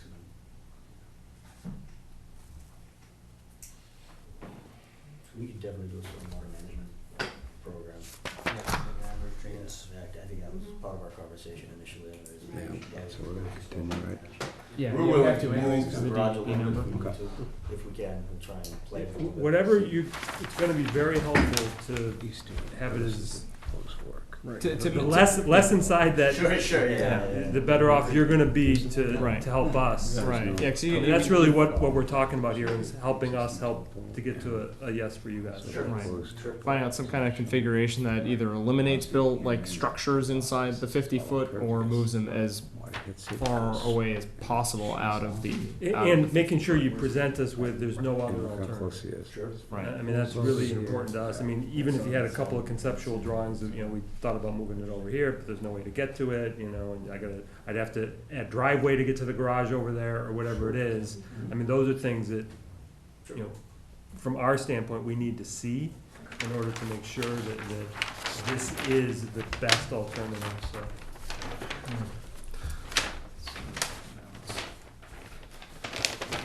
Anything else from your end, Bill? No, I'm good. Karen? What's that? Okay. No, I Anything think else you wanna we add to it? definitely, no, I think we're good. Okay, great. All right, so we're gonna continue this one. Is there, I guess before we do, is there any public comment on 57 Canton Street? No? Okay. So we don't know yet if we're gonna have a quorum for August 5th, or do you guys wanna continue to that with the knowledge that we might just have to default to the August, what is it, 19th? Yeah. I think is our second one. Okay, all right, sounds good. Motion to continue 57 Canton Street to our next meeting, be it early or mid-August. Second. All those in favor? Aye. Aye. All right. Thank you, guys. Thank you.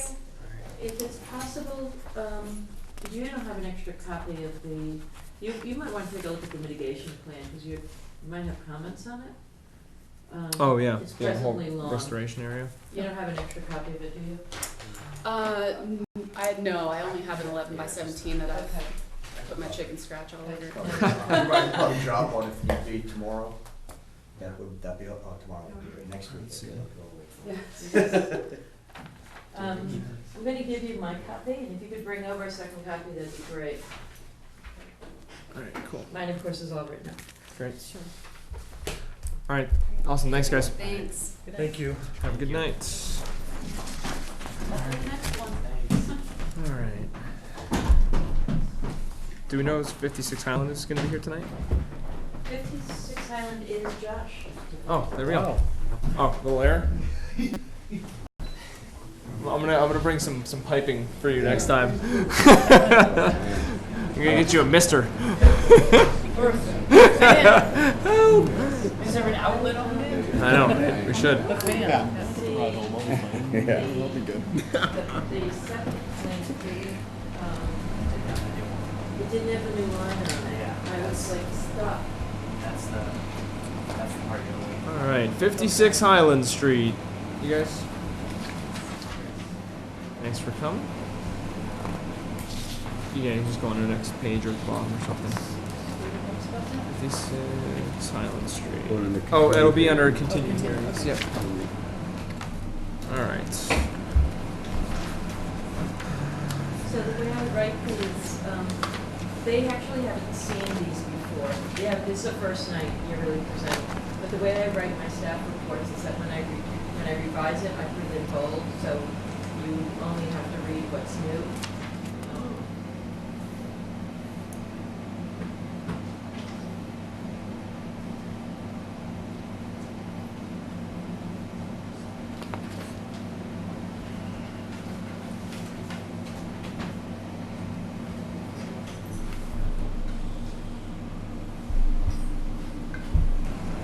All right. If you wouldn't mind just reintroducing yourself for the audio and then take us through your project, please. All right, my name is Josh White from JK Holmgren Engineering. All right, so this project is for 56 Highland Street, which is a newly created lot.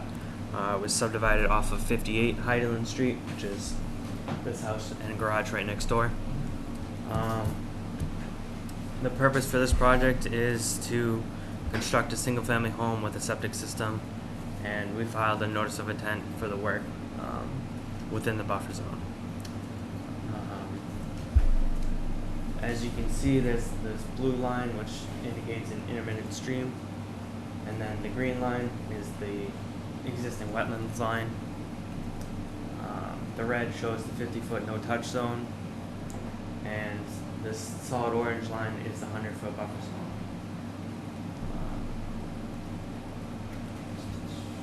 clear also the 100 and 200 foot riverfront areas from this intermittent stream.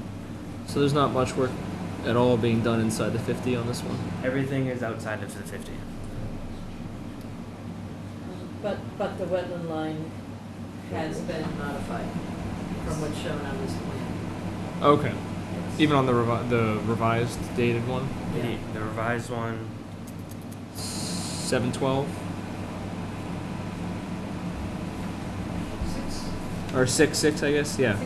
six. So it's been, the wetland line's been changed since then? Yes. Okay. In what areas?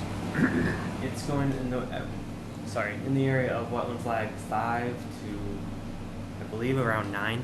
Okay. That little area, there's going to be a bump out of some square footage. We're not sure what it is yet. We haven't located it yet. Like, are you saying like wetland 5 through 9 are going to basically be connected through a straight line, or?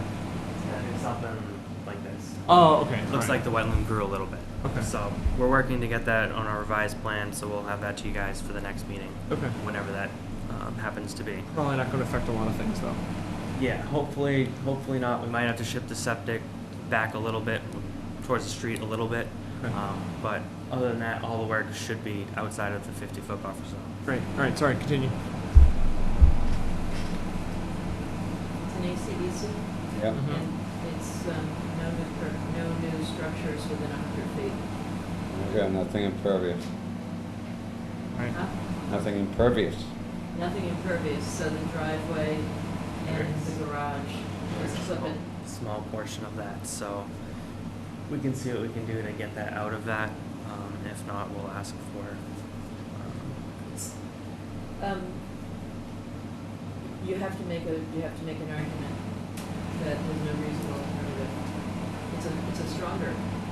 Yeah. When you're in an ACEC, it's a. You heard them in the split. You know, part of the last case. But this was, in an ACEC, it's really no practicable alternative. Yeah. Yeah, if you can have no impervious inside that 100-foot, that'll make our jobs of working with you a lot easier on this one. It was a big obstacle. And there's not that much. No, it is a small amount. Yeah, it being a new build, I imagine it should be pretty easy to scoop things over.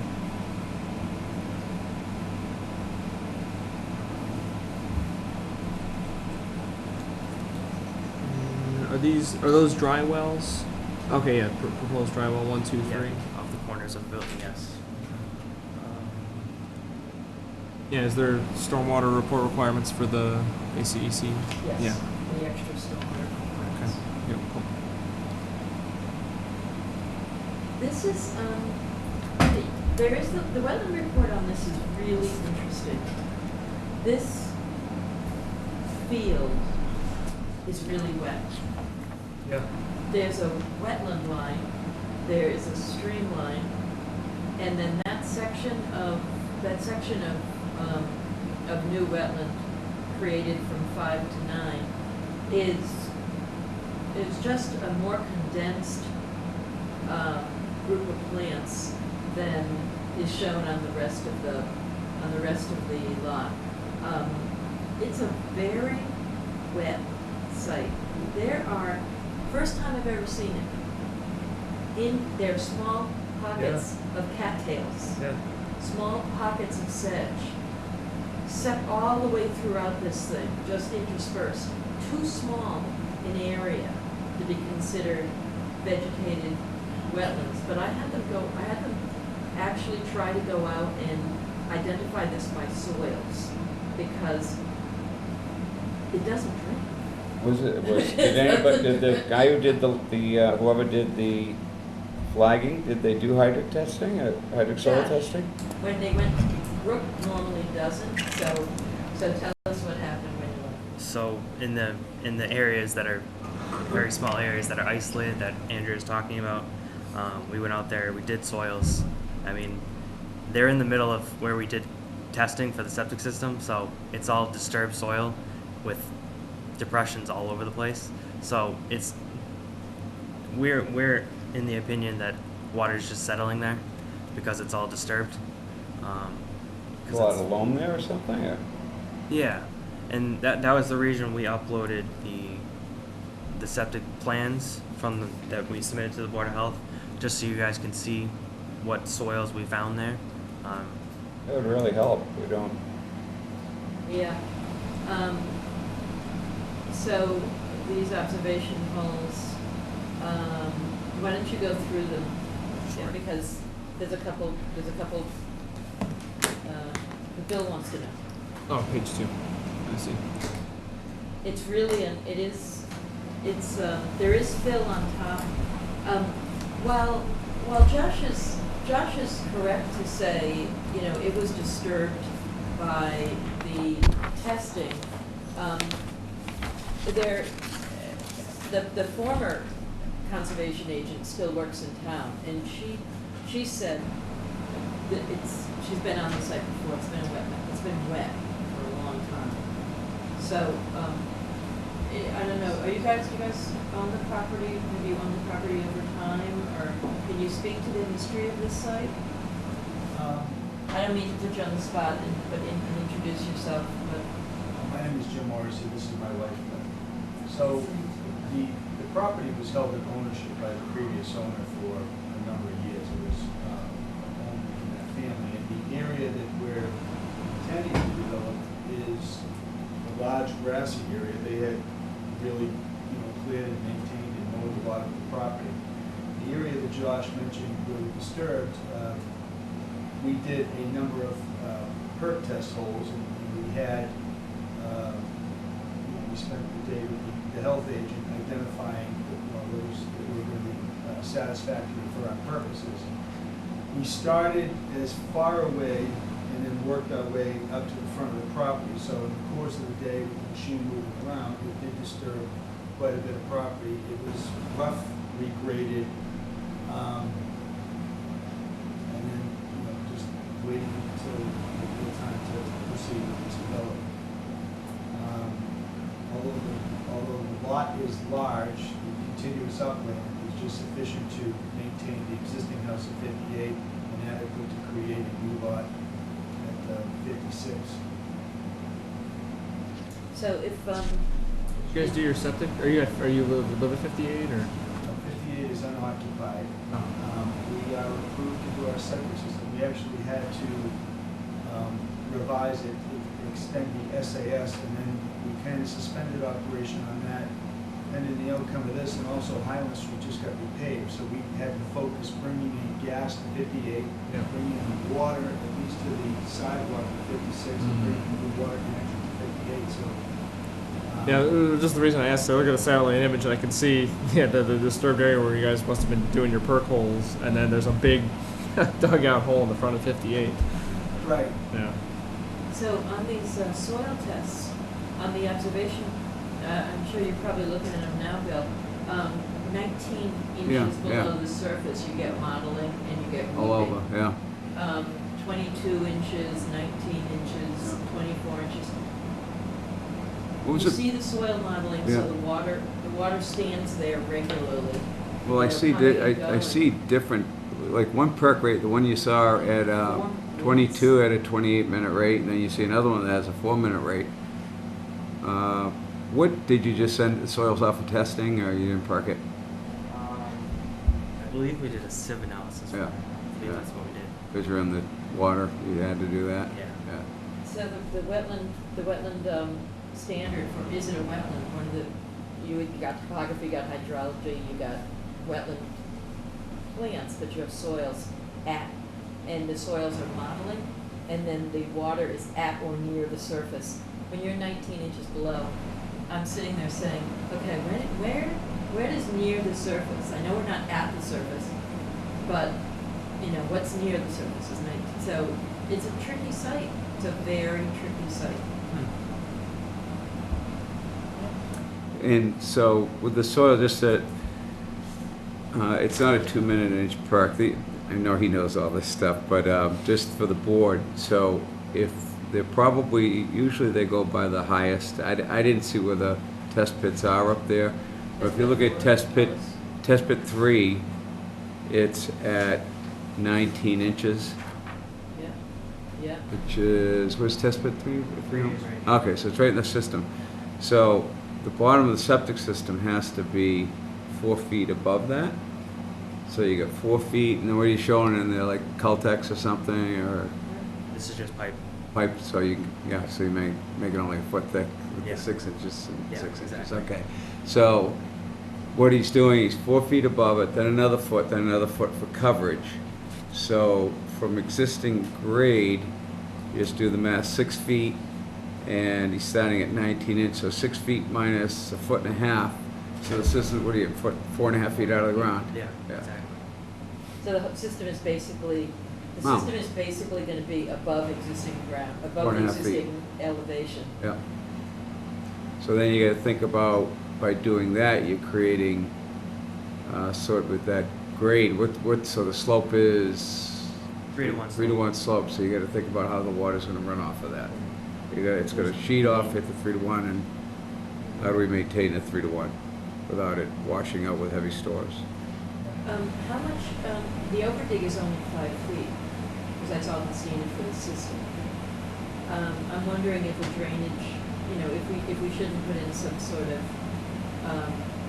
drainage system at the base of the slope, so that it infiltrates so that we Into the can- water table, yeah. And because we almost should excavate the soil that's there, because it's. Exactly, I agree. Yep. Yep, so it goes right in, recharges, all that stuff, yeah. At the base of the slope. Yeah, yeah, we've done that before, Yeah. How wide do you think? at least 3 feet. And dredge out the unsuitable material. Yeah. Good with that? I think we usually put that on our septic plan. I'm not seeing it right now, but we do usually include that. I have a 5-foot overdig, that's all. Okay. Now, Andrew, you're looking at the 5-foot overdig on the system, not Yeah, below it. And not below it, not No, below you're looking it. at the width of it, yeah. Yeah, but I'm actually thinking that this is, when we talk about stormwater in a waiver situation, that it's actually grading, the stormwater off the grading as opposed to off the structure, in addition to off the structures, to be Yeah. off the grading. Yeah. Okay. The limited work is probably gonna change when you change the wetland line. Yeah. Is this plan, this proposed plan, do you actually have plans for this house, or is this just a footprint? It's a footprint, but I do have a Okay. Just because we're asking you to sort of modify positions and stuff like this, I want to make sure that we're not going to approve something and have you build something a little bit different than that, so. I wouldn't do that. Okay. Sounds good. Well, I think it looks like you guys can kind of work around some of the ACEC requirements with the buffer zones to get something that should be approvable. And you'll look at that drainage strip at the base of the slope for the septic. It's great that you've already got some drainage controls in place with the dry wells. And yeah, but it being inside an ACEC, just make sure you're real detailed with your analysis as far as the waiver requests and looking at those alternatives and such things. Make sure to include all of that. Or see if you can push the impervious off and not get a waiver, not require a waiver. Yeah, that would be even better. It seems like, Yeah. It's a small amount. it seems Yeah. like it's like 5 feet. Oh, it's a little bit of foundation, a little bit of driveway. Yeah. He's 19 feet off the lot line, too. On the other side? Yeah. It's 5 feet. So, yeah, I'm sure, little bit either of change the design of the house or the orientation, something to get it out of there should be. Yep. Very good. All right, Roy, you have anything else on this No, one? that was my vote. You guys have anything else on this one? Good. All right, any public comment on 56 Highland? We'll continue to our next meeting. Again, I don't know if it's going to be the 5th or the 19th of August yet. All right. Thank you guys. Motion to continue 56 Highland Street to our next meeting. Second. All those in favor? Aye. Aye. Thank you. Bill, Have a great night. Thank you. Second. Oh, you're late on that I'm one. sorry. I'm half asleep tonight. 58 Mill was already continued. To the next available meeting? Okay. To the 19th. Okay, continue. To the 19th. No. Yeah, they just went straight to it, right? Yeah. All right. Request for COCs. Do we have anybody here for those? We'll see if we have anybody left. 37 Greenfield Street. Anything big on this one? 37 Greenfield is a project that you had an order for in January. And so they planted their blueberry bushes at the edge of the lawn. They put in their permanent markers. We are too early to have maintenance. Usually when we do buffer zone restoration, we have monitoring and replacement to ensure a 75% success rate. In this case, we didn't, so there are no conditions that are continued. So it's all good? It's all good. All right. Motion to issue certificate of compliance for 37 Greenfield Street. Second. All those in favor? Aye. Aye. I'll give it to Bill. I have to I think it have was like a half. It was a photo finish. I have to have 1 second. Just one. All right, 34 Miller Road. Again, it's an order of it's a septic repair where the order of conditions was issued in March Collins again. of this year. Yep. It is all the permanent markers are in place. I was out there on the 10th, didn't see any deviations, and the one condition to continue is 43, no dumping in the wetland. Okay. Motion to issue certificate of compliance for 34 Miller Road with continuing condition number 43. Second. There you go. There we go. All those in favor? Aye. Yeah. A race to the seconds.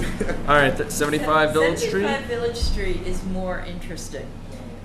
This is an order of conditions and permit for work that was issued in 2001. And at the time, it was a sketch plan. I have to recuse myself from this. He's one of my attorneys. Okay. So it's a sketch plan for a deck. It's a deck on a condo unit. And there were conditions. When you write an order, you say these conditions will be perpetual, meaning forever. After you do your certificate of compliance, you continue them. One was to permanently mark the wetland edge. I didn't see any markers, but I also didn't see a wetland line on the plan. I know it's out there, but it wasn't actually shown on the plan. There was no deed restriction that was put there. They asked for a deed restriction to prohibit filling of the wetlands. That wasn't done. They also asked, the previous board asked that there be no herbicide or pesticide use within 10 feet of the wetland, and low nitrogen fertilizers not to be used within 25 feet of the wetland. So it's a condo association. The owner of the condominium doesn't have any responsibility for the maintenance of the grounds. The grounds are maintained by the association. So you can't enforce against the applicant in this case. And the homeowners association is not a party. So I personally, humble opinion, would not continue those and maybe send a letter to the homeowners association saying we wish you would do this, but that's about all you got is a wish. That sounds good to me.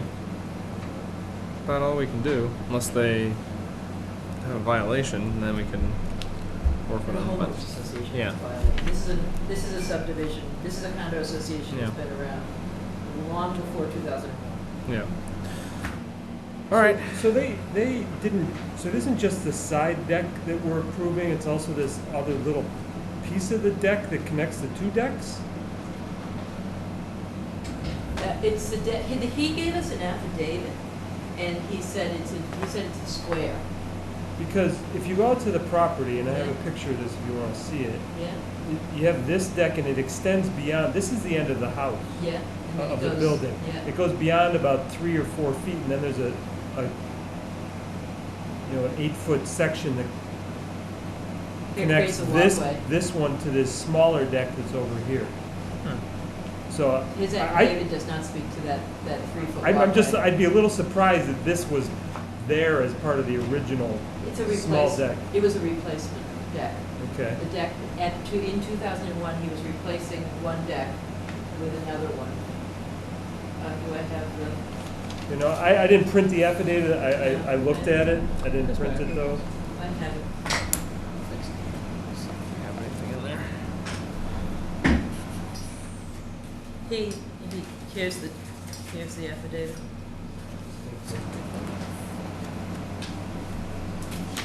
And the pictures do show the walk around. Well, here he says that he was given permission to build the deck, it doesn't say to replace it. Well, it must have been a conversation. So, here's the picture that they showed, and they gave us the angle that shows it wrapped around. Oh, yeah. This is as built? Yeah. Yeah, that's what it looks like today. A 3-foot walkway when to connect two decks when you don't know where the wetland line is, I might call as a substantially compliant. So that's a color picture you can have. Oh, okay. Oh, yeah, I see. Alright. Huh. I'm just making sure that we understand that, Mm-hmm. what we're approving here as opposed to. Right, and we don't really have much control as far as those other conditions go, so. How do we fix that in town? Do a site visit before you write an order of conditions. Yeah. And But like in a condo type situation, how does the In new condos association, we can get it into the homeowners covenant. Old condo associations, not so much. So can we, can we issue a reminder letter to the homeowners association saying, please tell your landscaping contractor to follow these guidelines? You can always write those kind of letters. yeah, let's do that. Yeah. I would, yeah. I mean, I know it's, you're in Keith's time to do that, but it's Oh, probably. no, it's not hard to do. Yeah. No, it's not hard to do. We I have think the it's homeowners worthwhile. association. I mean, We know who every they once in are. a while, I think you probably run into one that says, okay, we'll take care of it. The Conservation Commission told us to do it, so Right. let's do it. Right. Well, and this is a particularly, I mean, when you've been out there are wetlands, scattered around these condos. So it's not a bad one to do. Winterberry is not a bad one to do. Yeah, either. yeah. Right. So they do exist. And Winterberry's been very responsive to everything that's come before. Yeah, they have. Yeah. These guys just haven't been. These guys haven't spoken to you in a while. So. Yeah. So do we issue the certificate of compliance with those perpetual conditions anyways, even though it's hard to enforce them, or? Your choice. You can put in. You can have non-enforceable conditions in perpetuity, or you can say let's not because we have new information. But address it through this homeowners association instead. I mean, part of it is I don't think we can go out and permanently mark the wetlands anymore because they don't even have flags anymore. Right. They probably don't have a plan that's got enough detail on it to be able to go and put where it was in 2001. So I think you're sort of out of luck on that one. Right. So send a letter. Yeah, we'll send a letter. I think we send a letter. Okay. All right. Motion to issue certificate of compliance for 75 Village Street. Second. Sorry, Andrew. Go ahead. Okay. All those in favor? Aye. And then On the can we? homeowners association, Yeah. we have a policy on landscape guidelines, which I might give to you. And you can, pretty it up. But I probably would send that to them. Yeah. and then make sure that the herbicides, pesticides, and low nitrogen fertilizers, and I would do it relative to this decision, this is the first one we've seen here, they may all say that. Right. You know? Right. Okay. Is there any way to put up signage saying on this part of the condo property, you can't use these pesticides? It's better to get it into the contract with the landscaper. We ran into this. We ran probably into could this put some kind of, figure something out on new developments. Probably gonna be harder on existing ones unless it's a situation where the homeowners association comes to us asking permission to use it, which happens. It happened in Winterbury a couple times with some tree cutting and then updating some rain gardens. Was that the other thing? Yeah. So situations like that where the homeowners association comes into us, then we can try to work some of those things in. And it also happened at Friends Crossing. Yeah. Where Right. Where we were able to get to the homeowners association and then into the contracts. Yeah. So Good work.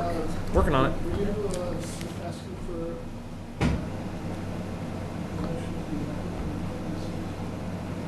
no, they approved. Yeah, just They the COC. We approved the it, COC. And then they're asking me to write a letter, which I don't think has to be voted on. I'm just asking for guidance. Oh, No, I was I asking for guidance on how to write the letter. All right, 100R Washington. So that is your, Well, number 4. Oh, yeah. well, number 4. And, That's the clock farm. it's the town, and, they had, here are the plans. But it is, it's fully constructed. They, this one had one of the best biodegradable covers on top of their silt sock, so it really will degrade in place and the compost will spread around the way it's supposed to. Great. And they had a spot of disturbance and erosion outside of the limit of work that you guys had asked them to take care of. Mm-hmm. As of May of this year, it had overgrown with vegetation and the slope was stabilized. So, Village Street, I can't do that one. you had identified condition 7 as perpetual condition. The project, not surprising, is substantially compliant with the plans. You don't have much room. It was a nice walk out there. Oh, yeah, right? The gate is a far piece from where the building is.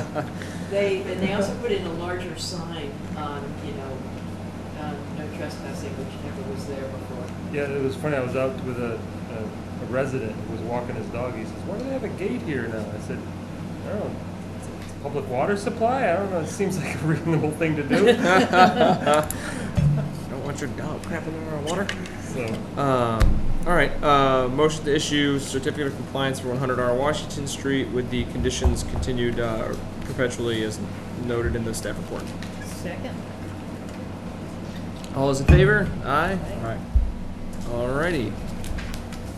So that's the hearings. Now we got board business. Anybody have any comments on the minutes, Warrior Bill? Sure. I have a small typo on page 2 of the June 17th under the bullet points. It says law care guidelines. It's just lawn care guidelines. Oh, we got to take care of our Sustainable laws. lawn care guidelines. That was my only change to that one.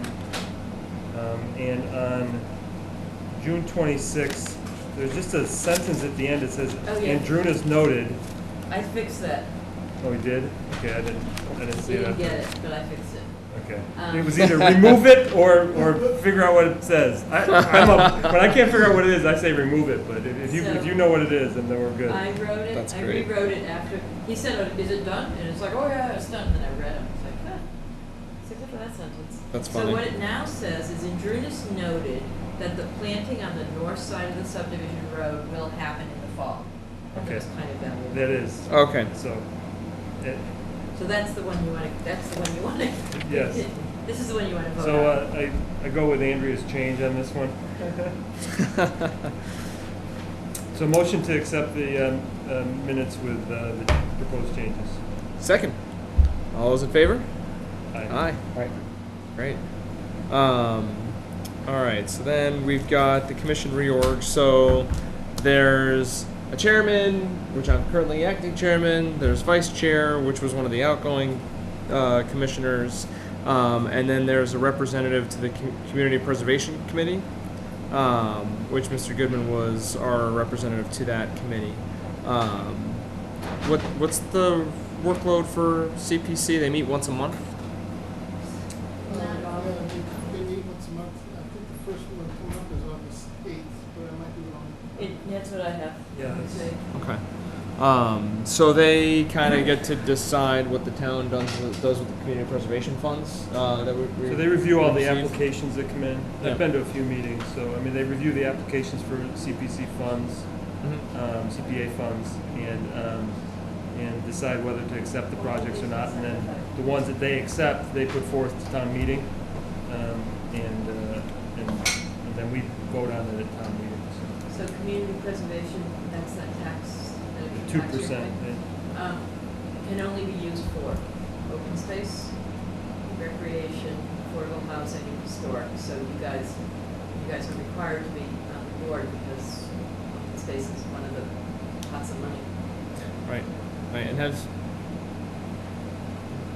stuff related to us that's been in front of them is some of the funding for the improvements to Tufts Farm. Right now, after the project. Yep. 524 Depot Street survey. Oh yeah, the 524 Depot Street survey. Yeah, that's the Gill property. The acquisition. Yep. Of CPC. Yep. And then any number of other things around town. Like they've used some of the funds at Oaks Ames Hall for your fire suppression system. Pretty valid argument there. For Pickleball court. Yeah, the pickleball court. Right. So that would certainly be a good committee for I don't know if we can we use CPC funds for for open space. So we should be able to use it for like trail acquisition, land maintenance. You can't use it for capital improvements that you should have been doing all along.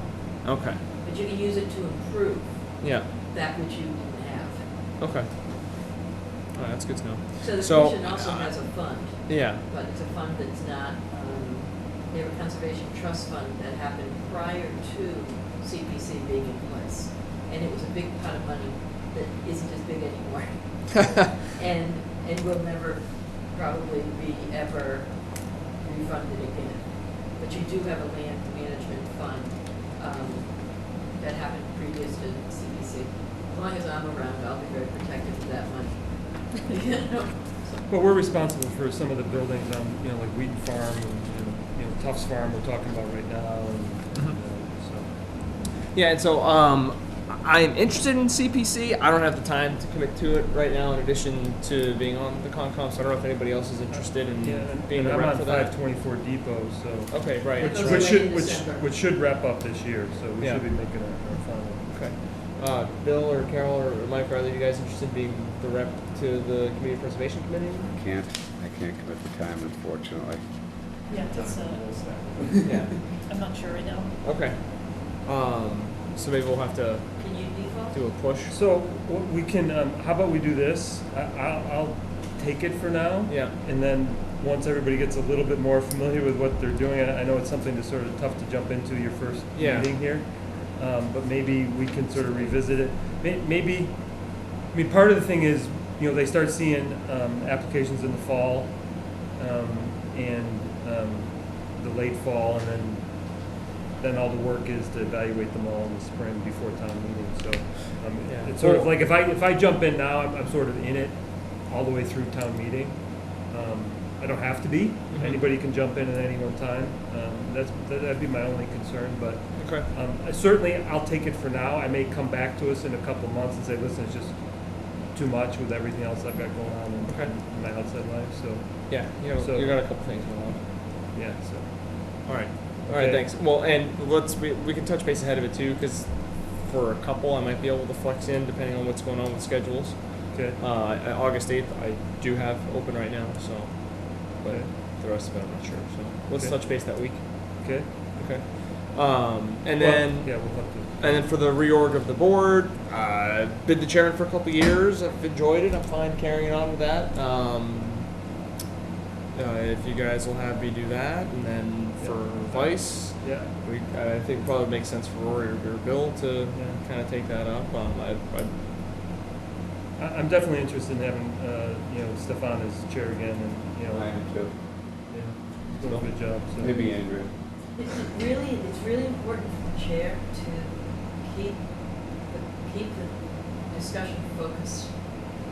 And Under control, Stefan does a too. very good job of even bringing people back to why we're here. Because last year we had a like let's get out in 2 hour rule. Yeah. And it's a great rule. It's a great It's a rule. great rule. And it worked for a long time, and then we got like crushed with Rory, do you want to be vice chair? I would All like right, to then be I vice make, chair. and I'd like to say, I think Rory should be the vice chair. He's been involved in this for over 2 years. And he's at almost every meeting. And for me, unfortunately, I have to can't make everyone because I have to have those. I have to check on the Dolphins. Has to. Well, you gotta go Have down. to. You gotta go to the Florida Med Spas, right? Yes, exactly. But I think Rory should be. He does a great job. He goes to all the sites. I think he should be the vice chair also. So I would like to see. Want to make a Stefan, motion? yeah, I'd like to make a motion for Stefan to be kept at the position as the chair, and Rory to be the vice chair. And then representative. Separate We're gonna figure it out. We can put ad hoc for now. Any Figure that out. second? Second. All right. All those in favor? Aye. All right. Thanks, guys. Congratulations. Thank you, Rory, for taking on the vice situation. Yeah, and CPC Just will. one thing before I do want to thank Michael and Dan for all the hard work they put on in the previous 3 years. I mean, we made a lot of great progress, and I was proud to serve with them, and I really do appreciate it. And I do want to get that on the record that thank them very much for all their volunteer work and their commitment to the town. So. Yeah, no, I second that. I agree with that. That's a good thanks to them for their service. It's I've enjoyed my time. It's also it's doing some work. It's volunteering, and it's all for the better of everybody living in town. So it's good work that needs to be done. I'm not quite sure, but I think maybe even Rory's appointment to the CPC might need a motion. I'm not 100% sure. Say I again? believe it is because he has to be sworn in. Yeah, so one thing, I think we have to pick somebody. Okay. And I'm not quite sure, I think you have to go through the whole thing about getting appointed to the board and then sworn Hang in. on, let me take a look at their schedule because you already are on one of the other boards. So, they don't meet monthly. They meet, they're meeting with some frequency right now so they meet in November, they set up eligibility. They require eligible projects come in. In January, they vote on eligible projects, and then they're going to town meeting. So they prepare for town meeting in May. This year, the reason they've started early is because they're actually looking to reevaluate how they make decisions and how they advertise decisions. So there's more meetings rolling into the November than there usually are. But for people who like to do policy development, it's a great time to be on that board because they're trying to reestablish a new structure for how to review and approve projects going forward. I don't really see their meeting schedule online. You're not going to see it online. So you go back to their agendas, look in the documents on demand. I'm just trying to find. Oh, there we go. Oh, past is prologue? Or whatever Yeah, that is. so if you, exactly. Community Preservation Act agenda, August 8th. Community preservation. Yeah, so it was, like this year, it's been February 7th, April 11th, May 16th, June 27th, and August 8th. So it's been every couple six months. meetings, 5 meetings over, 8 months. So Right. 2018 there were 6 meetings the whole year. Huh. 2018. All right. 2017 had, I think, 8 meetings, 9 meetings. Okay. So it's not quite every month. No, it's not quite. I mean, I could probably make it work for a little while, at least till you get through Depot. Yeah, that'd be good. Works. That would be good. Okay. We probably only have a few meetings left with Depot, so. Okay. So, Yeah. motion. We got till the end of the year. I don't know how much we're gonna get done. Yeah, I know, right? Actually, Get the whole thing done. Can I do a by motion for November. myself? Motion to appoint myself as the representative to the Community Preservation Committee. Second. All those in favor? Aye. All right. Oh man, it is. it's just steamy out there. It is steamy. All right, so for the new commissioners and for I guess all of us, some of the active projects that we've undertaken over the last few years, we've replaced some signs around town because they were rotting out, falling apart, Next page and has all 7. we got it all quoted out, and it would have cost a lot of money to do all of them. Actually, it didn't. You got a great deal. Well, Because I guess just because they sent the bill to me. The invoices came to me. and you're like, whoa.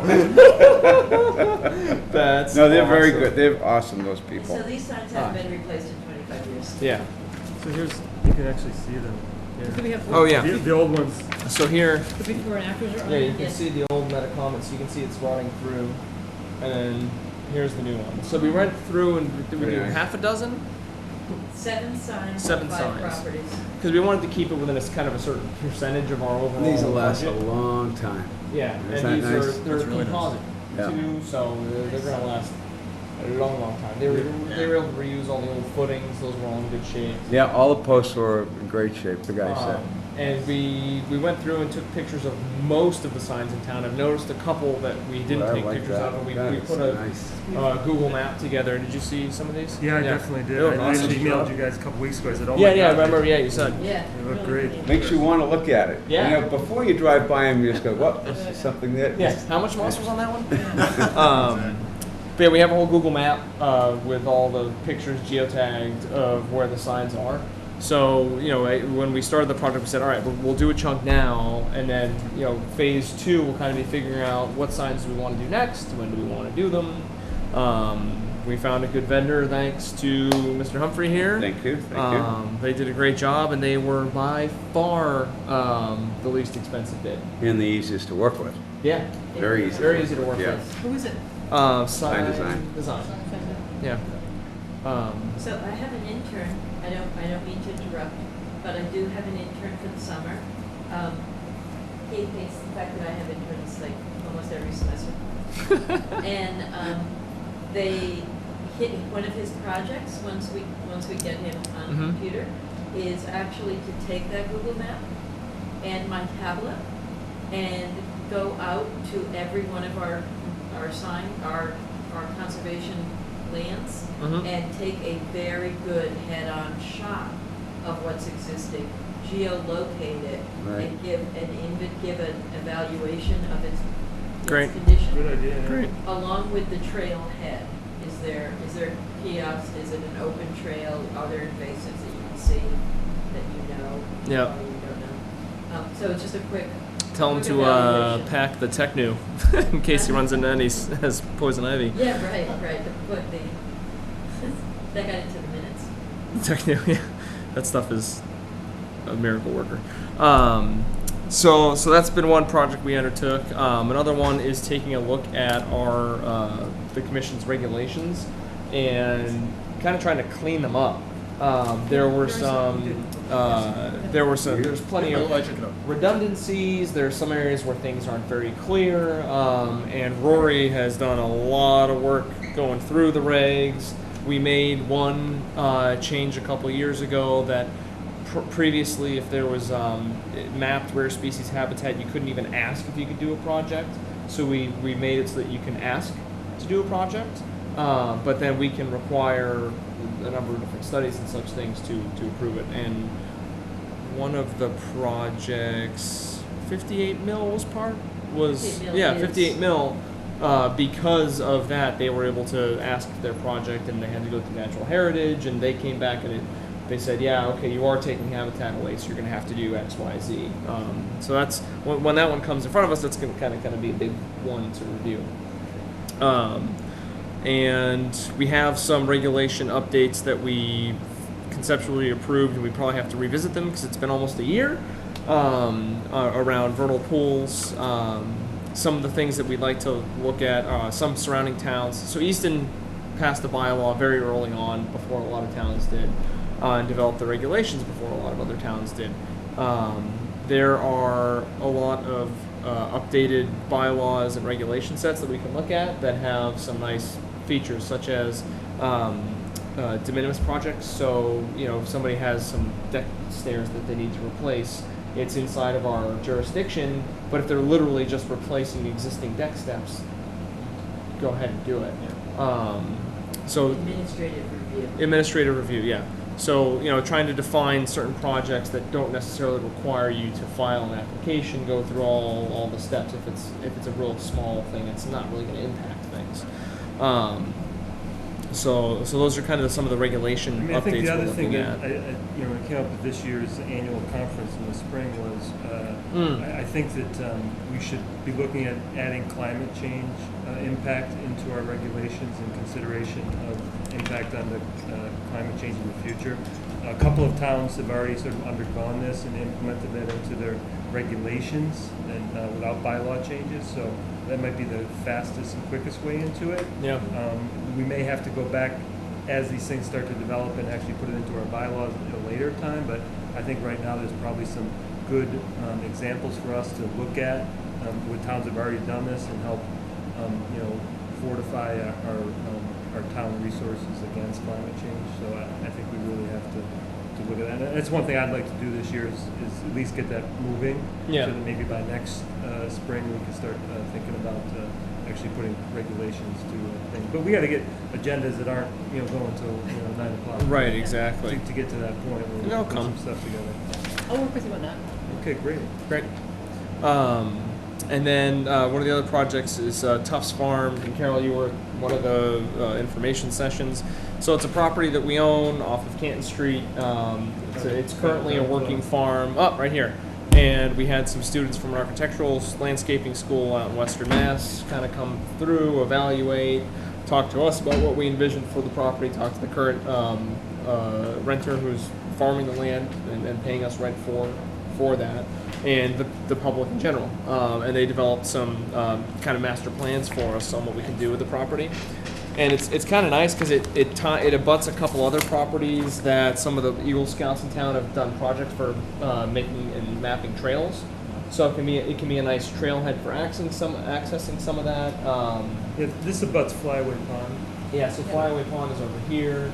So we've got a better parking area with a nicer farm stand, some garden beds, some berry bushes, some orchards, active working farmland that's kind of segregated so we're not the public's interfering with it, and then some walking paths around the farm, and then connecting out back to the other trails that are currently existing. Is this the fox tree? Yeah, the big giant white oak. Yep. Yeah, I actually think that tree has an opportunity to sort of take the place of the one that fell at Clock Farm. Yeah. So Kind of iconic. It's a beautiful, iconic tree. It is. And they put the age of that tree at somewhere around 300 years old. Yeah, it's huge. Bill commented on this too, and very useful, pragmatic sort of, they found the septic system. And that speaks really well to the project that we got approved by Community Preservation this year was the second phase of that, which is now that we've got a vision, actually ask some engineers and building types to go out and say, how does this actually work?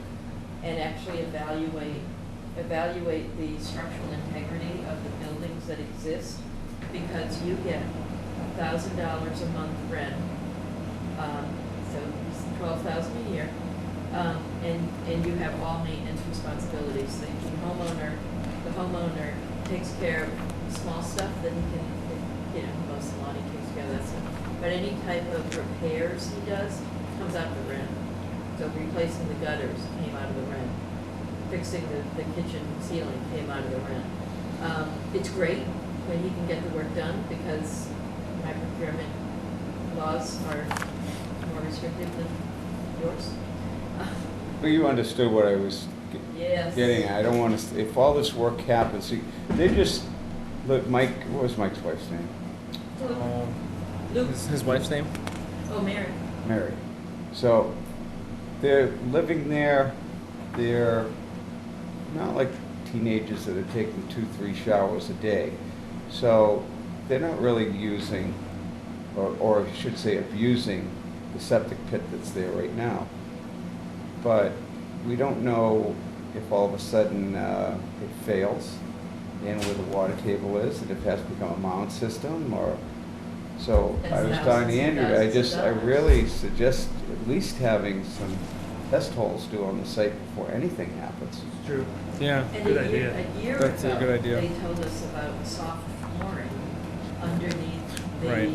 underneath the The bedroom entry and in the bathroom. And I mean, who wants to go to the bathroom at night and worry about the floor? All over the floor. And we can't get, we have not been able to get it, we have not been able to get it repaired, even though we've known about it for a year and a half. And it's because I need to have a whole list of all the things that need to be done, and I need to be able to get contractors sort of lined up to work on it. It's a lot of work for, It's yeah, very yeah, complicated yeah. way to do it. So one of the things I'm hoping for this contract is to have them show me how to create projects that are short enough that they can get done quicker. Yeah. Yeah, and then like they gave us some cost estimates for each of the different kind of activities to get us here. But we got to get some actual costs. There's some soil testing that we got to do to follow up because there's in the area that was an old orchard and could be orchard and berry plants. They found high levels of aluminum and lead in the soils. So kind of just figuring a number of things to figure out to get us kind of from here to there. But it could be it could be a really nice long-term project to really nice kind property. of turn that property into a real asset. A real another incredible destination. in town. Yeah. Yes. Another in a long list. Yeah, make it super unique. Yeah. Let's see. So Tufts Farm CPA applications and repairs. So those are kind of the big projects that we've had going on that And we're certainly- behind. Yeah, I mean, if there's other things that, we think we need to look at, we should talk about it, bring it up, and Yeah. this is how we do this. Yeah, I think at some point we're going to have to talk about land management of the properties that we currently own. Beyond signs. Beyond signs. Like what? Well, we don't really do anything as far as We take advantage of forest, like steps. controlling the forest and trimming and ground control and, Yeah. and that kind of thing. Yeah, I mean, I went out on Wright Farm with Jonathan Chase one day, and, it's so beautiful out there. Yeah. And I went out there to see where they had built that shed out there on that property. Oh, right. So. The shed. Yeah, and so, but I mean, there's so many pieces of property here. We just need to make sure that this is what we're charged to do. Is might as well keep it functional. Yeah. So you're talking about deferred maintenance, getting on top of that. Yeah, kind of. Yeah. Yeah. Yep. I mean, I've heard. Good practices for maintaining forested areas.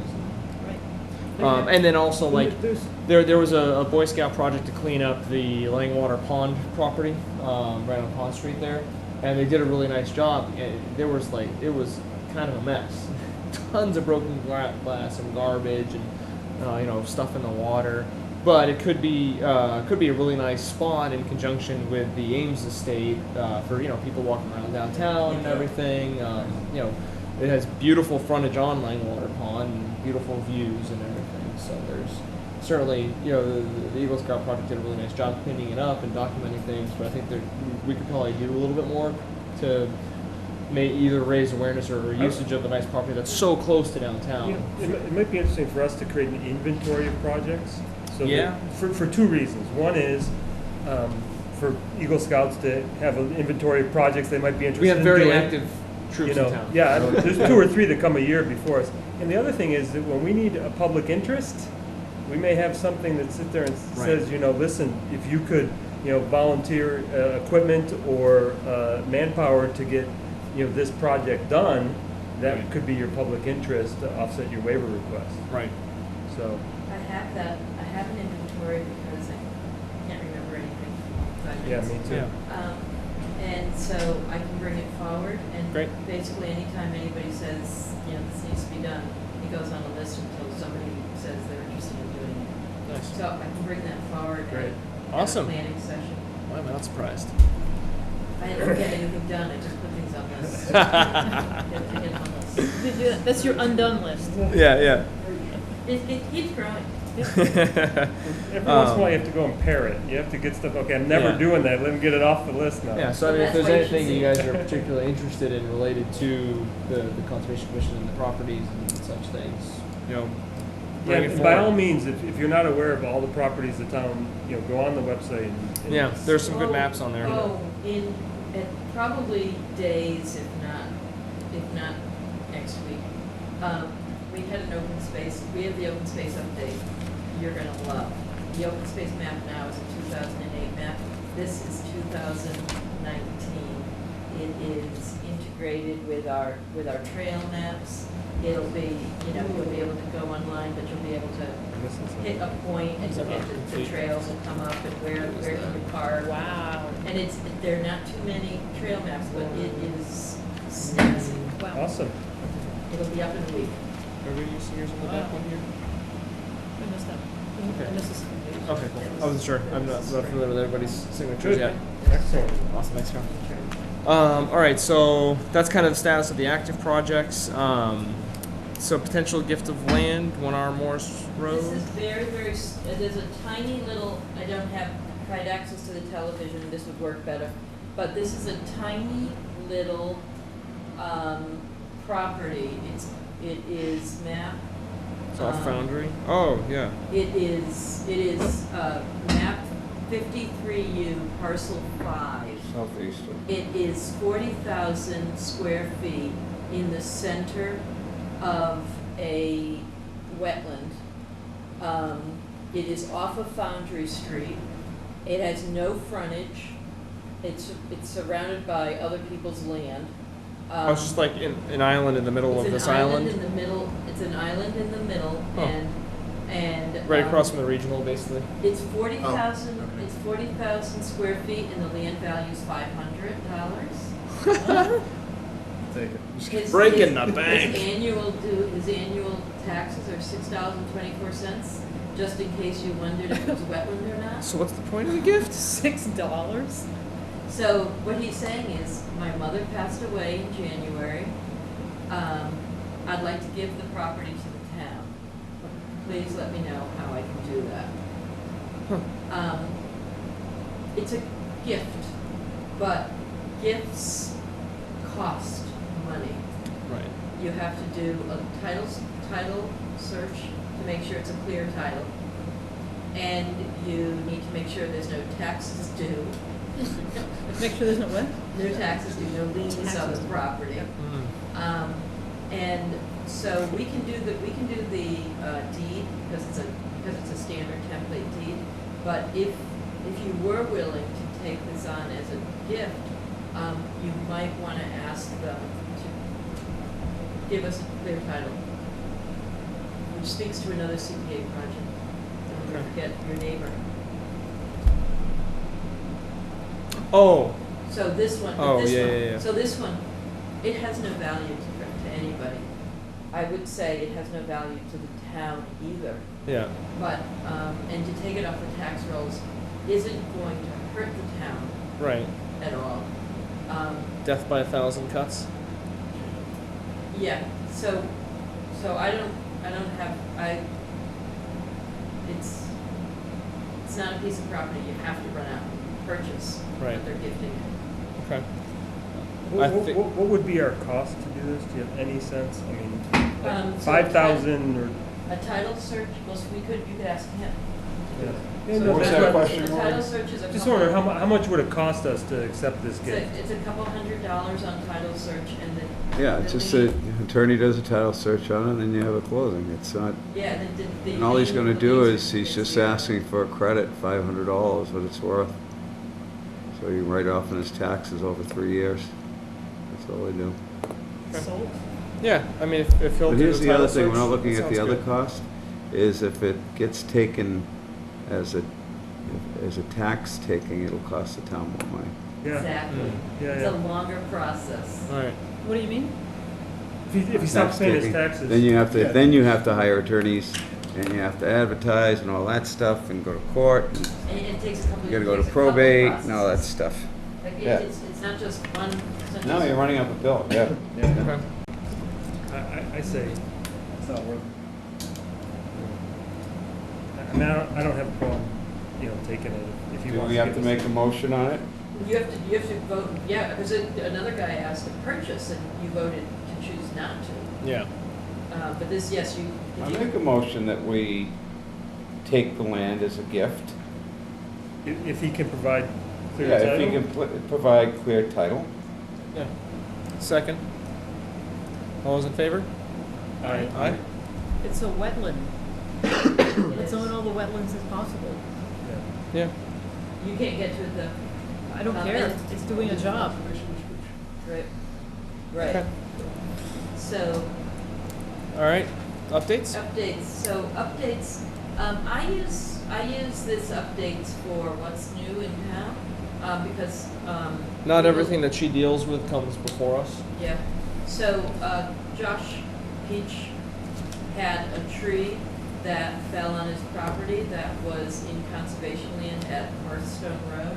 It's a narrow strip of like 25 Please tell me we're not feet bringing wide. up Hearthstone. Oh, yeah, and it did happen on Memorial Day. Are they still And- blasting Again? lights into each It did other's? happen, no, this is a tree that fell, Oh. and he said, it fell onto my property, and so people say, it's your tree, you should take it down, and I say, do you know how long it's gonna take for that to happen? So, he took the tree down on his property and left the tree on the conservation land, so that he wouldn't be walking on that property. I gave him the blessing, oh well. You saw that the Tufts Farm master plan got posted, you actually saw that it existed. We talked about the CPC project, I need to move on that. You saw that new signs were installed, and you saw where they were. So enforcement updates, Donovan at 523 Turnpike, you had told him, clear out the, new fill you put within 50 feet, within 100 feet of the wetland, and restore the area. You're a landscaper, you should be able to do this, make your backyard as pretty as the other backyards. He said, yes, of course I'll do it, but he was supposed to have a notice of intent in by mid-June, and he didn't have the paperwork in, but he has moved the fill out. So technically, he's not in compliance with his enforcement order, but I've got him on he and I are on a regular basis talking, he'll get the work done. Do you want me to jump ugly about an application that's gonna have a fee and all the rest? Technically, you should, because you can't do it, it's harder to do enforcement without an order. But It's a busy time of year for him. it's a very busy time. It is. It is. Do you ever want? I mean, do you ever I'm want the notice? I feel like I'm more concerned about the work getting done and people kind of jumping on it, which he did, than necessarily the notice of intent being filed. I don't know. What do you feel like, Bill? I mean, I feel the same way. I do too. Yeah, I don't think this was a complicated issue. No. Where we really needed to be concerned about what was in the NOI. Yeah. I mean, it's pretty Why straightforward. doesn't he just hire somebody to do the COC? Why doesn't he have somebody, I mean, the notice of intent, why doesn't he just have a company do it? I don't know, why doesn't anybody have anybody? Yeah, I don't know. It's the easy way to go. the Yeah, easy hello, route. yes, engineering firm, could you, yeah. Yes, Yeah. That's the property. Couple thousand, $10,000. Yeah. So, So so here's, Danny- so I guess here would be my, my feeling on this, is that hanging the NOI over his head is okay if he stops doing the work. You know, because then you can start issuing fines because he didn't meet the enforcement order. You know, so I mean, he's got fines hanging over his head at $300 a day, and I don't think he wants that. So as long as he gets the work done and, you know, we're happy, then I'm good. But if somehow he stops the work and he doesn't do what he's supposed to do, then I think we go back to, you know, Yeah, we have a treating carrot. it as an enforcement, saying, listen, you had a June 15 deadline to do this, or whatever, June 23rd, or whatever it was, and you didn't meet it, so, you know, we're gonna issue you a fine of $300, and then for every day you don't do it from now, you know, or past 15 days from now, we'll give them a buffer, and then we'd start again. That's how I would approach it. Yeah. I don't think we're gonna need to with this guy, Yeah. Yeah, I don't think so. but But I can say that that's what you're ready to do, Mm. and that'll make a I difference. think we should, yeah. Okay. A little pressure. Yeah. So Danny Alvarez, 60 Eastman. There's been a big enforcement that's been going on for before I 2.5 started. years. Yeah. What? Done. Yeah, it was it was a big wetland disturbance off of 106. Kind of. New River Aquifer, extensive wetlands, really nice, solid. Muck, yeah. Yeah, real extensive ecosystem. It's a road. A jaw dropper, Yeah, a jaw dropper. Yeah. yeah, it really was. So what's the enforcement? So this is another case. It's a landscaper. You can get the work done yourself. Just a young guy, same as Donovan. Just tell me how to do it, and I'll be happy to do it myself. It just Except took when a while I to don't. motivate him to actually do it. So he's and motivated now. yeah. I wish I could give you my pictures, but Doing good? I was there today, and he created. He really got the message in May, and it was get the work done by end of June, or we start fines.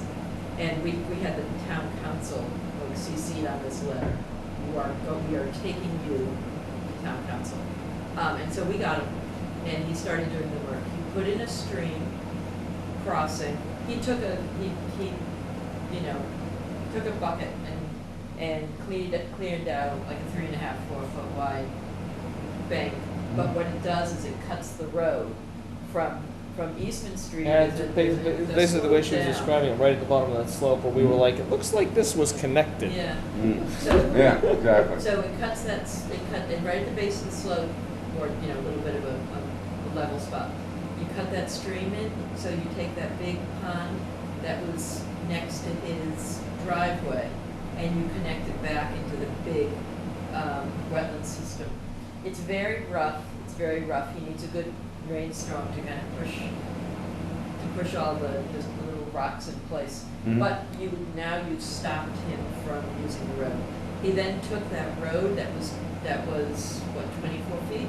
It's big. Maybe it was about 18 feet, and he was supposed to bring it back to 8 feet, so that you can't drive on it. And he did that from the stream, past the cross trail that brings you back to the house, and then probably another 50 feet. So I think he's got about 40% of the distance to the clearing down to 8 feet. The rest of it is still truck width, and he's using it to move the tailings that he pulled out of this, and he's storing it in the clearing. You seeing more growth too? It's coming back. Good. It's coming back. Wait, wait. It is coming. The thing It is, was it's a coming mess. back. When we You first don't went to have- check it out a couple of years ago, we You were don't like, have to- what did this guy do? Yeah, but there, you don't have to augment the soil. You don't have to put in plants. I mean, Yeah. the stuff, the seed base is all there. The Right. water is there. the Native muck is soil. there. Yeah, it was the native soil with everything that's in it, So and you it just grew right back. pull the stuff off the top, and boom, Yeah, it's it's all miracle. grown back. Yeah. What about all the little amphibians that got croaked? Yeah. Toast. Toast. Okay. Hopefully they come back. Yeah, hopefully. Yeah, yeah, and so it's a tough site. is he done? No. It was this whole enforcement order was a learning experience for us, because it's kind of the first big one that we as a board had faced, and we didn't want to start off by just issuing, because like by the time it came before us, we probably could have issued like $20,000 in fines. So we're like, well, let's see if we, and then like he came in and he called blah blah blah blah blah. But then he kind of blew us off a few times, and we were like, all right, well, let's get town council involved. Took a while to get a letter drafted, and then finally we were like, all right, we need to get him in here, or we are going to fine him. At this point, 2 years of $300 a day. So that kind of motivated him to get in and actually like doing things. So So the question is, what do you want to say to him now? Wasn't he supposed to be already done? You're supposed to be done. yeah, Why isn't he done? He's not completely done. How close? And he's I think he's 40% of the road, but he's also stopped using the cart path behind the clearing. He has no time for his ATV. So he's stopped using that pathway. and Right it's now, he's got perfect shaped. weather to finish it. I know. It What do we is. give him? While it's dry. 2 So- weeks, and then it's $300 a day after that. I'd only give him a couple weeks. It's not that much work. Look at the So guy, he- gentleman up on He's putting the tails. Foundry Street, right? Remember the one on Foundry? Street. Yeah, he cleaned that up in a day. Oh, Not it took even. 3 years for that Oh, day right, to happen. right. But And court, but you saw how and quick it contempt was. of court. Yeah, Yeah. but you saw how quick it was cleaned up. This guy could clean that up in 2 weeks. I gotta go out to Cooperstein, 'cause I gotta see it now. Yeah, I gotta see that. It's amazing. He's planted his shrubs, but he hasn't put his trees in. And It's amazing. supposedly the board walked in. Oh, I can That's imagine. another great, It's that's gotta be another great. unbelievable. Oh my God, why are we talking about buffers on cases when people are filling lots? These are really good. Yeah. These are good case studies. So you want to say 2 weeks or good job, but gotta be done by the end of July. Andrea won't be here at the end of July. Yeah. I make a motion to give him 2 more weeks, and then we start fining him. Clearly. Yep. Second. All those in favor? Aye. Aye. Aye. Okay, he is now putting the tailings in that clearing, which means he's gonna have to get them out of the clearing. Or he's gonna be tempted to use This is the the clearing way in the back you're Yeah. talking about. island The inside, actual the upland island area. inside the wetlands. Yeah, he's gotta get rid of that. So he's Yeah. got, so, and, because gonna otherwise truck he's that gonna out. wanna use it. Right. Right. So give him another month for that? He's gonna put a road in on the other He can, side. I know. he can. I Yeah. wouldn't, He's no, out there. Andrew, you know He's what, out there. honestly, No, I feel like you should have 2 weeks to get it all this done. is 2 weeks. Get it done. Get rid of the tail ends. Including the tailings. Yeah, that's not a big okay. deal. Absolutely. Okay, I mean, he's had 2.5 years. he's had plenty of time, Yeah. okay. and he's 2 weeks is, not a meeting, August 19th. Give him to August 18th. Okay. So give him to the Friday before the August, Okay. okay? Yep. Then we start, So that's August 16th, 15th. Yeah. August 15th. 15th. Yeah, let's say the 15th. okay. No, let's say the 9th, so we can get out there sometime the week Yes. after and confirm. Monday the 9th? Friday the 9th. Friday the 9th. Friday, August 9th. You guys can get out there. Mm-hmm. That'll give us a whole week to get out Up in there, see Okay. what's going on, yep. Okay, It's 200 a day? 3. Up to 3. up to 3. I'm gonna burst Stefan's bubble that, proactive fines is, feels good, but it's real hard to enforce. Yeah. You have to, you really have to do the fines, and I don't care what the past commission did. You have to do the fines from the moment you say you're gonna be fined. It's like, now I'm telling you that if you don't take this action, you are gonna be fined starting that day. He has to be notified, right? You have to be notified, you have to be not generically, we can always find you. Well, can we Yeah, just- I can always be fined too. You have to be really specific that. Well, that can we you say couldn't- we're great work, it should have been done by now, we're gonna start fining you if you get it done. Yeah, now you can say August 15th. Now you can say, it's gotta be done by Friday, August 9th, or we will fine every day forward it's not done from August 9th. You have Yeah, to yeah, that's what I meant. Yeah, Yes, that's exactly what I that's how you intended. can say You it. have Yeah. to send a Can't go back. sheriff there and You have can't him go sign? back. Is that what you do? Do you have to send a sheriff there to notify him and have him sign? She has to I take Oh, a you look. can do that? I Okay. can do that. All right. But That's you that's gotta exact. give me the ability That is to- exactly what I what I Yes. wanted to say. Yeah, Yeah. because past commissions were a little more aggressive. I don't think it's, my training is you're not gonna get a report that way. Yeah. So, school committee, you heard, has a meeting July 16th, which is tomorrow, to discuss outdoor play, learning structures. They think Concom would be great there. Oh yeah, it's tomorrow. Stefan thinks he might be able to make it late, because he's got young kids Yeah. that might use these play structures. Anybody else want to use these play structures? I'm all for supporting it. It's my anniversary tomorrow, so. Oh, You can't do yeah, it. you You can't do can't that. Okay. Joint meeting with the planning board requested for Sawmill Village. Sawmill Village is a proposed subdivision on Foundry next to Quanticut Street.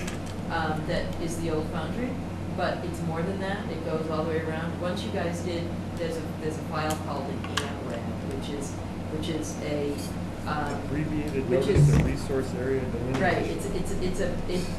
You issued the order of resource area delineation. You said, okay, we all agree these are where the wetlands lines are. Well, guess what? The wetland lines were bigger than he thought they were. So he has to redesign his project. Oh, So- really? So after he redesigned his project, So what? the change that? verticals, Oh, the vernal pools. verticals. So. You're saying from the ANRAD is changing their plans. Change the plan. So Yeah. once they get a redesign, planning board wants to talk with conservation commission on the conceptual plan with a site walk. Which I So- think is I was Really actually good gonna, I was idea. actually gonna suggest we do this, because we've run into two projects recently where there's been this sort of tug and pull between planning and conservation. Goodspeed Estates is one, where they moved the road, and all of a sudden now we've got one lot that's up against the isolated land subject to flooding, which No, we we had. don't. We did the last. Oh, yeah, not anymore. Okay. That's what happened, and we had to deal with wanting to fill this isolated land subject to flooding, because Well- they moved where the road was. And like, aren't there? I've heard several concerns about contamination in the ground, water quality, Boundary. that kind of thing. Well, you want to hit Can the we other get one? our hands on any testing that has been done so far Stephanie's as part of asked. this? You know, Ask, can we it's demand actually- it? No, it's actually none of That's what? Not about business. It's actually. None it's of our business? It's actually going to be your business when you have an Well, right. application. No. But right now, it's, So- right now, he doesn't have an application It- before the it- town. Agreed 100%. And so she's asking, planning director's asking for it, but she can't demand it until Right. And so, until he presents a Right. public project. So I Right? think, Bill, this is 21 years never done on this? 21Es have been done, but 21Es don't get sent to the town hall. They don't. No. Just to people that are selling to other people. Until you hit a threshold that now you have a site that needs immediate contamination, that's when the town hears. You don't hear about the stuff that is below the thresholds. Plus, Yeah, this, go this has ahead. been rezoned too, you know. This Oh, yeah, is no, compact. last year, Yeah, 2018, they rezoned this to a compact development. So. And if you didn't think that Compact neighborhood hazardous overlay waste was district. bad enough, you own property. Very intimate to this project. Intimate.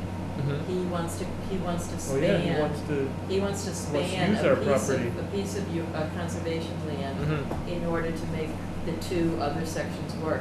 So you are very much a part of this development. Well, I think this proposal.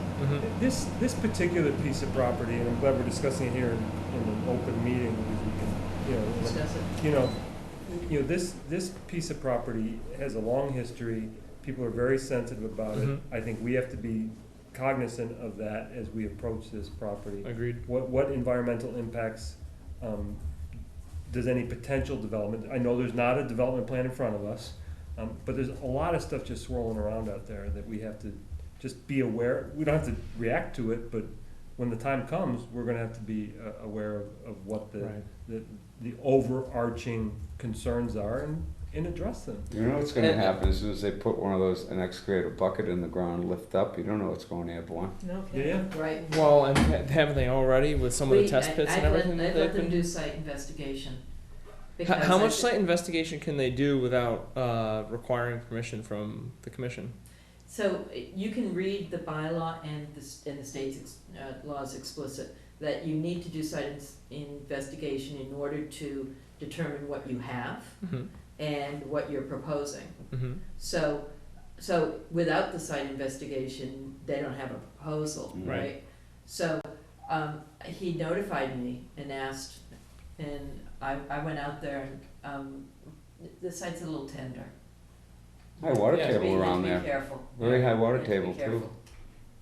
But he was, but So I mean, perk tests, all those perk tests everywhere. can You we shouldn't find perk in a out? wetland, but- Can we find out what? Like next time But he why would a asks person to perk dig in a wetland? around, You can't build there either. can we ask where specifically they did testing, and Yes. if they're digging anywhere near any of those tests, anywhere within 100 feet of those tests, that we want to see the results? Yeah, once it becomes No, but an I'm saying if they're application- still, if they recall you and want to do, or if they want to do any more okay. poking around at Okay, all on I that property, understand. Okay. anywhere I'd like to see where they did the testing, Mm-hmm. and if they want to do any further poking around within 100-foot radius of any of those locations, that we want to see the test results. Okay. Yeah, because I mean, I think Bill's point is you don't know what they could be out there disturbing. Right. We don't know yet because we don't have a plan in front of us. Right. Isn't that place over 100 years old? It's, Are they still poking around over there? I don't think so. Not No, that, I mean, right now it's the being used for staging. yeah, right now Right. it's staging for the sewer project. So Right. that's and they land outside of the that's a concrete pad. Yeah. So the land outside the concrete pad, I'll find out. I don't think they are, but I'll find out. Okay. Yeah, could you ask- And I guess maybe to that point, can we send them a note that's saying, you were not to do any further soil disturbance in any of our jurisdictional areas without approval? Meaning the buffer zone. Yeah. Okay. Okay. Yeah, Okay. absolutely. All right. Do we have to vote on that? Oh, it's all right. I No. don't think so. No? No, Okay. I just think it's prudent with the sensitivity of the site and the neighboring, our neighboring properties and the neighboring property owners. Yeah, if I'm shopping at Target, I wanna know if there's a hazardous cloud coming my way. Okay, yeah. Right. I'm not sure what the issues are there, but it'll there's plenty of past site history. Yeah. So another thing, comprehensive permit by Natural Heritage was amended recently for 71 Mill Street at Barron Estates. The 81? actual, did I say comprehensive? I'm sorry. The conservation management permit, which is the Natural Heritage and Endangered Species Program, issued a permit allowing the development. subdivision at 71 Mill Street to go forward, even though there was marbled salamander and box red. I think I might have seen one of the turtles. Leonardo? And so they allowed it to go forward, and I just got the amended order. It'll make for very interesting reading if anybody is interested in rare and endangered species, as in anybody who is reviewing a project across the street, Yeah.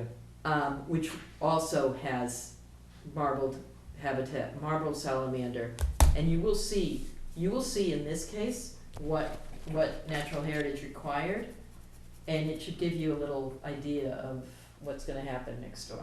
Yeah. Okay. So that's the 58 Mill Street. That's So I have it as a PDF if anybody would like a copy of it. I'm debating actually Yeah, I'd like posting to see it to the subdivision, the 71 Mill Street conservation application. You can send me a PDF of it, right? Yeah, you can send it to me. Why are you I would- hesitating? It's not my permit, it's not your permit, it's the Natural Heritage, but they sent it to the town. might as well include it in the record. So let's put it on, let's put it on there, and Doesn't hurt. I'll send you the PDF anyways, because it's I easier. don't think anybody's gonna cry foul about that. Yeah, All right. So, you got the representative, the next meeting's the 8th. Municipal, the climate, Readiness. who's the CPC representative? Which one are you? Me. You are, okay. I don't know when that switch occurred, but he is. So we did a climate assessment plan. It's called the Municipal Vulnerability Program Plan. I've got it in draft form. I need to post it, and I need Wait, did you say program plan? it. Yeah, yeah. Okay, MVPP. Yeah, please. We got a grant for it. I need to get it posted on the web so people can respond to it, but I need a public forum. And it's like, I don't need a public forum. If we don't get a public forum scheduled, like right away, the state's gonna be all cranky because You're out of fiscal compliance with year. their grant. Yeah. How many people Does it do you have have to have? Does it have to happen soon, or can we schedule it for like late September? Once summer's over and kids are back in school and people are around. Or does it need to does it need to happen soon? You see your face? I mean, Needs to happen soon. She wanted to have it this week. Oh, I was trying to get it done. I was trying to get it done with Green Communities this week, and they blew me off. well, So- let's. Do you have to have it with them?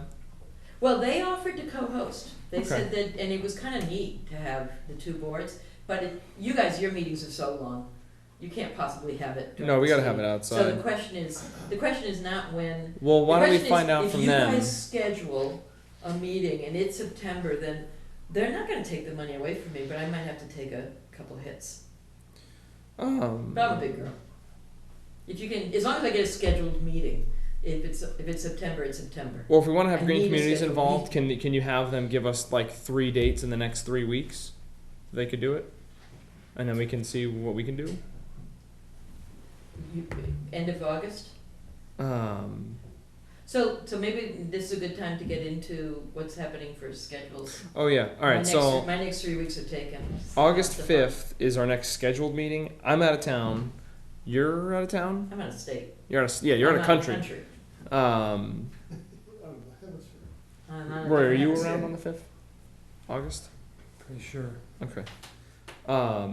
So we can have a meeting, and it would be Keith, and then we'd have a representative. Would it be Keith? Oh, are you around on August 5th? I'm here. Okay. But you're gone the Thursday, Friday beforehand, Yes. and then you show up on Monday. So there'll be nobody to prep, Hmm. because she's gone. I thought you I said can you get a were gonna consultant. do it If you because wanna you have a felt bad. meeting, I can get a consultant. We don't know. What's how on the many files. docket? We don't. Cur- None, cur- zero. Nothing right now? Currently nothing. Currently, there's no rates at all. But we have another week before we know. And I will be gone. On the 25th. 53 Peterson just submitted an NOI at 8 o'clock tonight. So we probably have our first one. It's a shed. Mhm. You can do a shed without me. Which one's 53 Peterson? You just did it. I know, that's what it. Sweet little house at the end of the cul-de-sac. Oh yeah. Oh yeah. With the vinca growing along the Yes. pond. Yes. But I mean, could we move? Is it too late to move the meeting to a later day in the week? When are you back? Thursday the 10th? don't look at me. Saturday's the 10th. Thursday's the 8th. The 8th. Okay, let's have the meeting on Thursday the 8th. Just kidding. That following Monday? Um, Do 2 Mondays in a row? we could do 2 Mondays in a row. Part of my hesitation about we've had a couple times where we've moved meetings or canceled them, and this one actually is shorter than the ones we've been having after we've canceled meetings. Right. And, we've had some marathon meetings, and even tonight had the potential to be. We had Right, Yeah, 58. showed up. Yeah. Well, and we've had, getting you guys up to Well, speed a little bit, 58 filled in on 58 a lot Mill of Street, things. and then we had 57 Canton, which we really had a conceptual conversation tonight. That wasn't not a detailed. Right, yes, conversation. we potentially have 2 biggies hitting on the 15th, or 19th rather. Yeah. Oh, so we. So if you have a hearing on the 12th, Frank could possibly rethink his asking for the 19th. He can't because if his consultant, now seriously, if his consultant can't get his information to us till the 5th, that has to turn around to you have to give it to the peer reviewers immediately. They have a week to look at it, then I have a day to evaluate what they said and give it to the other guys to have a week to respond. So he can't push our peer reviewers if he wants to get an efficient hearing. I'm getting cranky with these people who want hearings when they're not ready. Yeah, no, you should be. I agree. Totally. It's better for you to have all the consultants agree with what works with the regs outside of this meeting. Yeah. Then hash it out and then come back again, come Yeah. back again. Yeah, I could move it to the 12th. I guess I would request, and I don't know how this works for you guys, would starting I gotta later. check mine. I'm going out to Portland to see my kid in August. I don't know the date. Kathy Okay. already set it up, but I don't know. I'll have to get back to you. I left my phone at home. Okay. Sure. What a concept, leaving your phone at home. That's a beautiful thing. Yeah. So, would you lean more towards moving the 5th or just canceling it and dealing with the 19th? I would prefer to move it. Okay. Even if we have a shorter meeting on the 12th, that clears some of the deck. Right. Yeah, I agree. Right. So I I could mean, do the even- 12th. I You mean, could do the if we can get 12th. 3 people here. Do you know if you could be here on the 12th? Probably can, yeah. Okay. Would starting an hour later, like at 7:30, be okay with you guys? Okay with I me. drive from the Cape, so. Okay, that's probably better for you. Yeah. Every day. I also got, there's a huge accident today, 2 motorcycle accidents. Oh, jeez. So I was like, oh, well, might not make it tonight, but. You're working on the Cape. Yeah, I'm working Wareham, but I mean, Yeah. far enough. Yeah, No, fair I enough. totally get it. Fair Where, enough. where do you work? Big Sport, surfboard company. So. Nice. Wow. Nice. Yeah. You guys do Your pedal new boards best too? Or friend. just, yeah? Oh yeah. About that. Look us All all right, up. so Yeah. motion to move our August 5th meeting to Monday, August 12th, starting at 7:30 p.m. I make a motion to approve that. Can I second both of That's a those? second. Oh, you All already those did in it? favor? Okay, sorry, Aye. second. Sorry. I'm falling asleep. I've been up since 5 in the morning. I'm falling asleep. I got home from work last night at 3:30. I feel you. Oh man. So, Yeah, you're also 70 years younger than me. Listen, you don't know. That's all right. That's all right. Yeah, that's fine. So yeah, we'll start it later. Can we cap the number of hearings that we'll take in a meeting? Yeah, because at this point, well, we can because this is a new meeting. So the overlap between the meeting the next week, there's gonna be an overlap. I don't know. Do you think it makes sense to cap them so we can kind of control the time frame? There'll be, you know what I Just let it understand? What's the deadline for filing on this? The deadline for the deadline for the 19th is the 5th. The deadline for this one is The is 28th? is the week before. 29th. Yeah, it's the 29th. And that's the cap, because nobody knows it exists. No, it's gonna have to be public. I know, but they don't know it now. They don't, you know. Well, I mean, so we'll have to move 53 Peterson to the 12th then. Oh, because we said the next. Yeah, that's all right. Yeah, a couple We couple almost- times fine, we tonight you almost said done? next Yeah. Oh, available yeah. meeting. We're just yeah. This is it, it's the last thing. So All right. I need, so the public forum, you see how it could, if it needs to go to September, that's fine, but I really, I just think I'll if you want to have a meeting because you got to have a meeting, then schedule for whenever. If you want to have a meeting where you're gonna have people, probably late September. Okay, Just because nobody's nights work around right better? now. for you guys, cause you can't, it's not gonna be a Monday, when you're here, and then would the following Monday? The second. The alternate Monday work, or? We shifted our schedule to the 9th and the 23rd for September. Yeah, We did. Okay. Yeah. middle So one? maybe the week of the 16th through the 20th. okay, Maybe like a Tuesday, Wednesday, or Thursday. okay. 16, 17. I mean 17, 18, 19. Oh. I can't do. I can't do the 17th. 19th. And you can't do the 17th? So it's the 18th. So it's the 18th. Obviously. Okay. It was meant to I be. can't do the 18th. Okay. It's just I got multiple meetings that week. Okay. What about the? Ooh, gosh. All right. It's pretty bad when I. So that's not that week did just. Wow. does not How did work. September get this stacked already? Good lord. What's after that? What happens to you after that week? 25th. 9/25 is what day? Wednesday. That might be the third Wednesday, that might be a 5:25 meeting at 5:30. Okay, so I'm putting this on the public record now. I have something on my calendar that was put on there apparently by my wife that says event 7:30. So we're uncovering all these calendar intricacies. I don't know what that is. That my birthday's a week before, so maybe it's something I'm not supposed to know about. Yeah, I know, right? So now you need to put a calendar event in your calendar, a reminder. So it's on there. So how about Thursday the 26th? Yeah, right. Thursday the 26th I can do. Thursday the 26th? I can do this Thursday the 26th. All right. You Great. sure you'll be hungover? There's your. Sure. Okay, so we're gonna try for Thursday the 26th. Okay. Thursday night. Sounds good. Anything And else? 5:30? One more thing. Can you guys do meetings at 5:30, 6:30, 7:30? 7:30. I mean, later is always better for me. I'll never make it. I mean, I'll get home around like 6. Okay, so 6:30 is the earliest. Yeah. Make a motion, quick. Oh yeah, motion to adjourn. Oh, there was one more thing. Second. Oh, sorry. Almost, it came up earlier when one of the applicants was here. Yeah. About maybe talking about updating the native Yes. plant piece. Yes, Yeah. native plants. I got it right here, new policy on native planting. Okay, Multiple suppliers, maximize diversity of species used. great. Well, maximize genetic diversity within species. Okay, Okay. okay. We'll have to figure out like a good process for that. Second it. I Motion. second He it. seconded. Who made the motion? Me. You. All right. All those in favor? Aye. Okay, and You we get out have- of the sauna.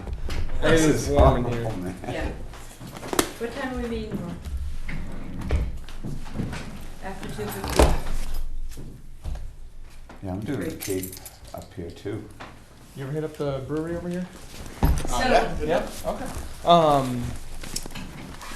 so you're a surfer. Yeah, I do a lot of things, but one of them. So, okay, you guys go ahead and talk. I'll say I'll shoot you an email. I'll find a couple evenings that I can meet up like later. Once the kids are in bed. That's fine, man. You let me know. Yeah. Cool. No worries. That's perfect. Sounds good. Thank you.